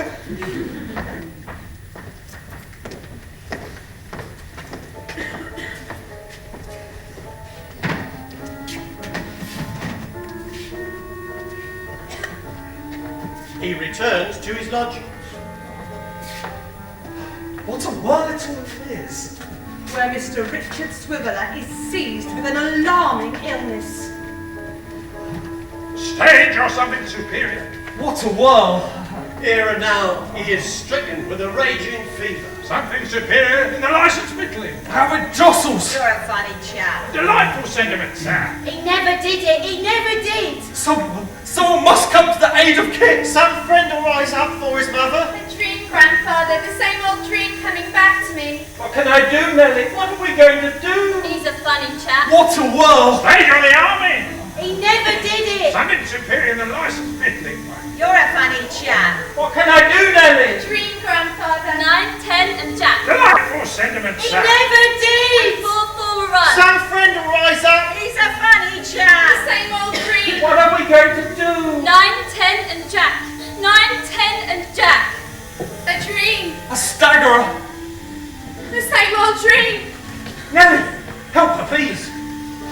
An inscrutable, an unmitigated staggerer. A staggerer. Tossing to and fro, in his hot, uneasy bed.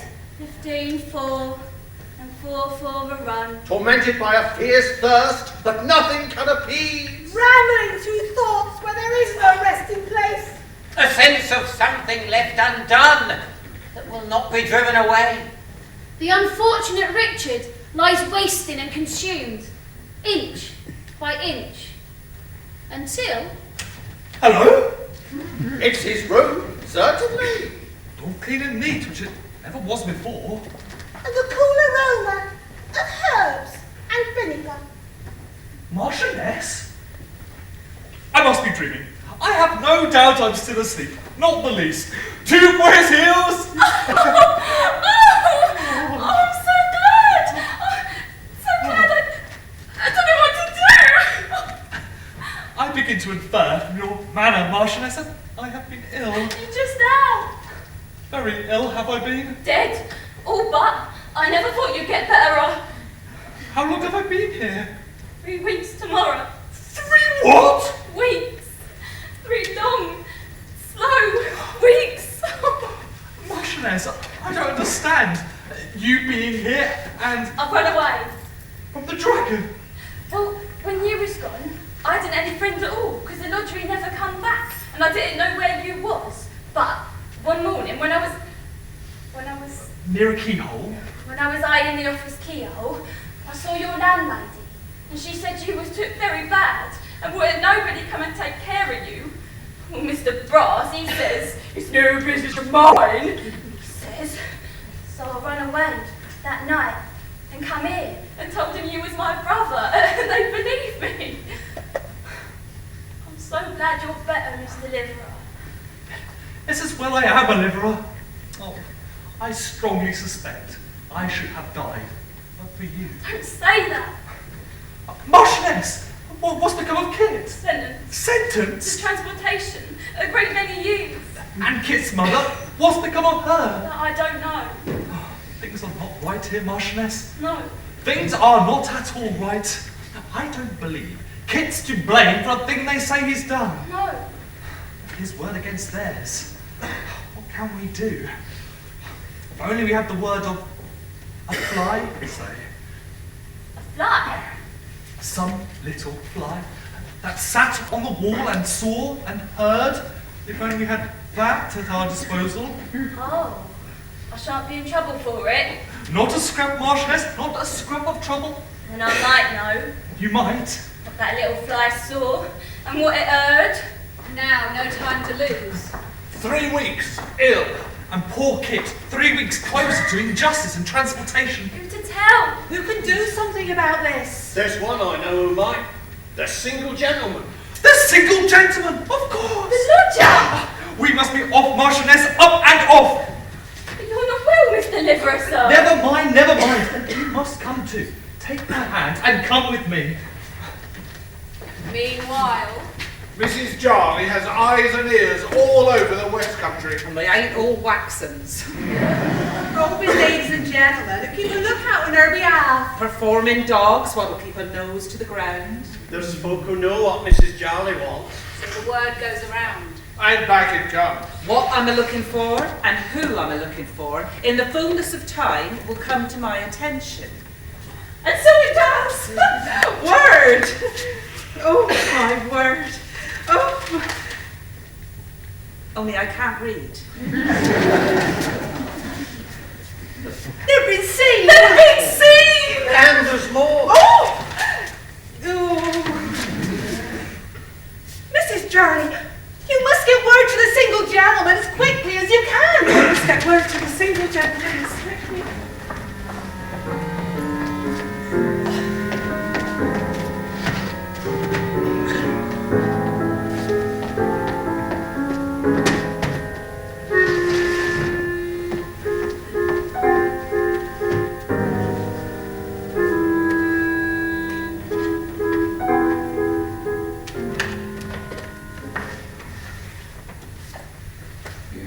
What are you doing back here? You did not expect to see me?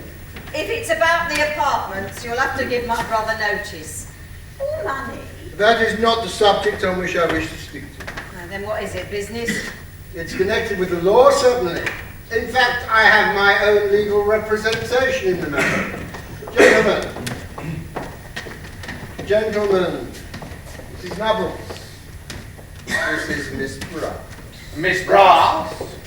Legal representation? What, her? Miss Brass, you advertised a runaway servant the other day. Well, what of it?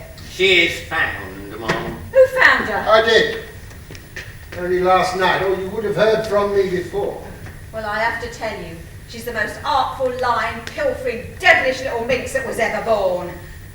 Have you got her here? Not at present, but she is quite safe.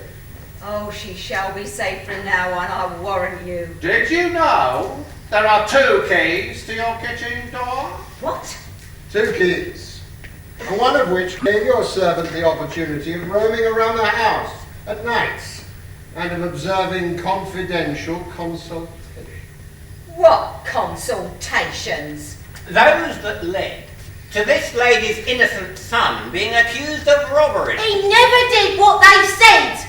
Thank you, Mrs Nubbles. This face design is now revealed, and 2 of its plotters will be brought to justice. Oh, will they? Yes, they will. But I have a proposal to make. There is a third party, a villain named Quilp, prime mover of this whole diabolical device. It was him that was behind it. Thank you, Mrs Nubbles. Miss Brass, do us the favour to reveal the entire history of this affair. Your doing so will place you in a more comfortable position. Oh, I'll place her in a more comfortable position. I am to accept or reject at once, am I? Yes. Excuse me. Wait a bit. Sonny, hold your tongue and let me speak. Gentlemen, if I can express the pleasure it gives me to see you here, I think you would hardly believe. You're not an idiot. Hold your peace. I know what I'm about. I will take the liberty of expressing myself accordingly. Well, I say no more. If you will do me the favour to look at this, you will naturally inquire how I got it. Gentlemen, the answer to this question is Quilp. Quilp, who never once treated me as otherwise than a dog. Quilp, whom I've always hated with my whole heart, though never so much as now. So, if the truth has come out, I better turn against this man than let this man turn against me. Oh, it's clear that I'm done for. Therefore, gentlemen, punish Quilp. Weigh heavily upon him. Tread him underfoot. I'll tell you everything you need to know. And so does. And having done so, smiles as only parasites and cowards can. And this is my brother, is it? This is the brother that I have worked and toiled for and thought to have had something of the man in him. I'll let her go. We can find better employment here. Mrs Nubbles, shall we go to Kit? Oh, yes, sir. Shall we see that he's released? Oh, yes, thank you, sir. Thank you.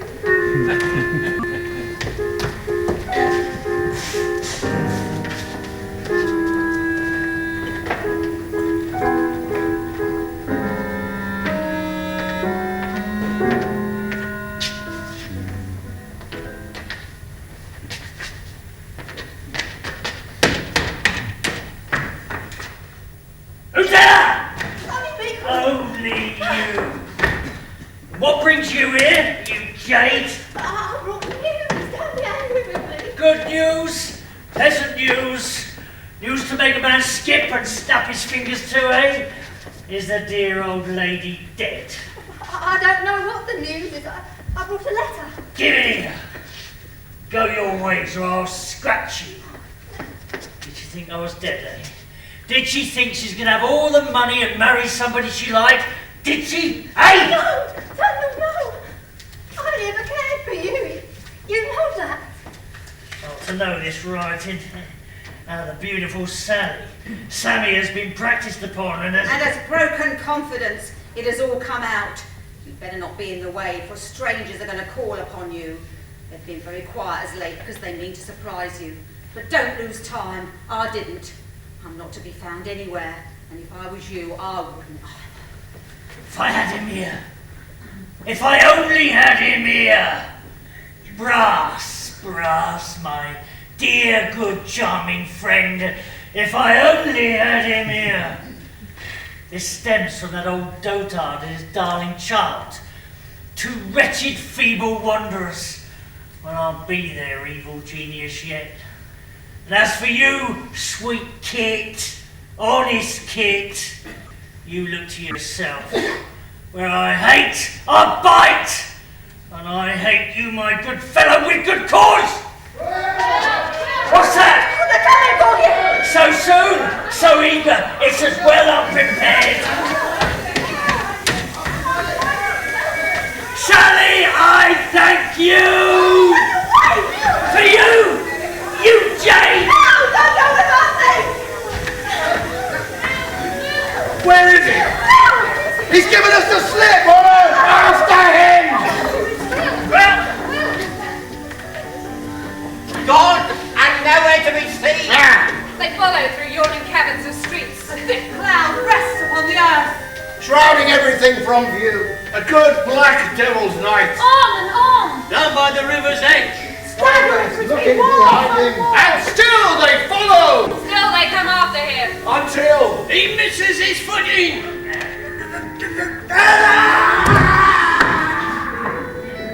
And tumbles from the wharf to his death. So ends Daniel Quilp. No one need fear him anymore. Oh, Mrs Jarley, what here in London? Yes, sir. Sir. There's news? Yes, I have had word, sir, yes. They've been seen and found. But after all she's been through, well, you best not delay in getting down to see her, sir. So they take the coach again. The single gentleman and Mrs Jarley. And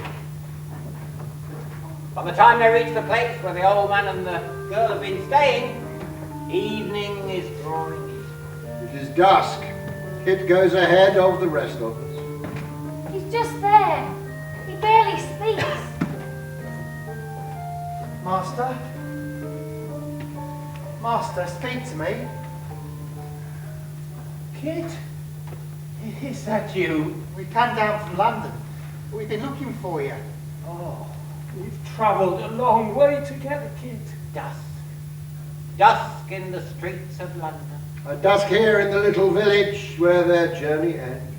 I remember us standing at the window in the shop, many a long evening and far into the night. Oh, she likes to watch the people, Kit, as they pass up and down the street. She feels it company for them to see her there. Miss Nell, where is she? They all ask that. They all ask the same question. Where is she, Master? She's asleep. Through there. Oh, thank God. Aye, thank God. Listen. Did she call?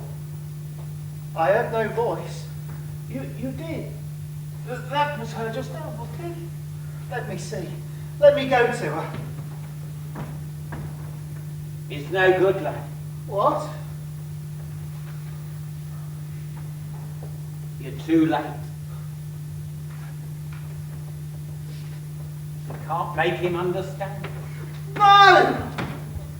We must remember her how she was, Kit, and learn from her, as you always did. We must all learn from her. I know you, don't I? That sweet girl won't ever be forgotten. No, and we must tell her story, Mrs Jarley. Oh, don't you worry, sir. Her story won't be forgotten either. Someone will come along to tell this tale. I know they will. They will, sir. They must. Someone with passion and artistry will come along, fully able to do it justice. I do indeed, sir. Me. I will represent her in wax. No, don't stop me. It's the least I can do. In fact, I'll do them all. I'll do them all in wax. I'll model the figures in their joy and their strife, and they'll be as big as you'd find them in life, but in wax. In wax? Wax. We'll all the facts in wax, and we'll never relax till you're held in thrall, and the render all, the short and the tall, in Mrs Jarley's most bizarrely realistic and artistic wax. And here they are, ladies and gentlemen, Miss Montflavers and Mrs Jennyway.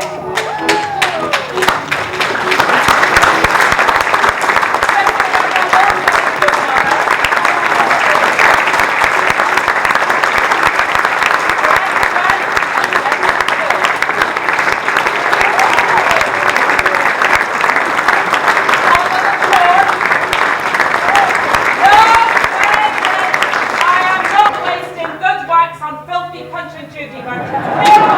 Here again. This is more like it. Single gentleman.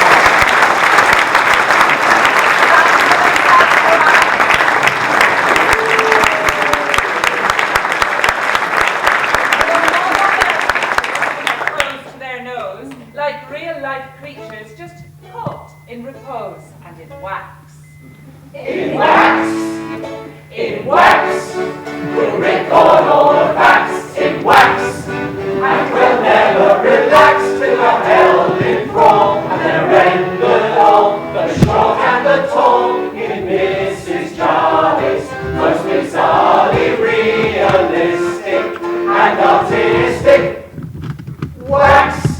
And now, ladies and gentlemen, in life as you never saw before, Mr. Richard Swiveller, and with him, the Martinet.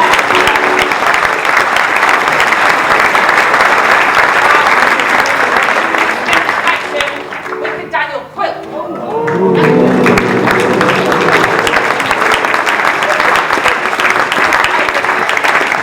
Little Nell and her poor grandfather.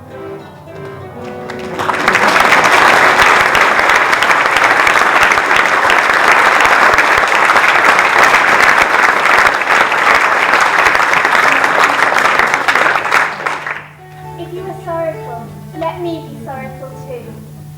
If you waste away, let me be your nurse and try to comfort you. If you are poor, let us be poor together. Jarley's waxwork, ladies and gentlemen, before your eyes, very nearly alive, and in wax. Wax. Record all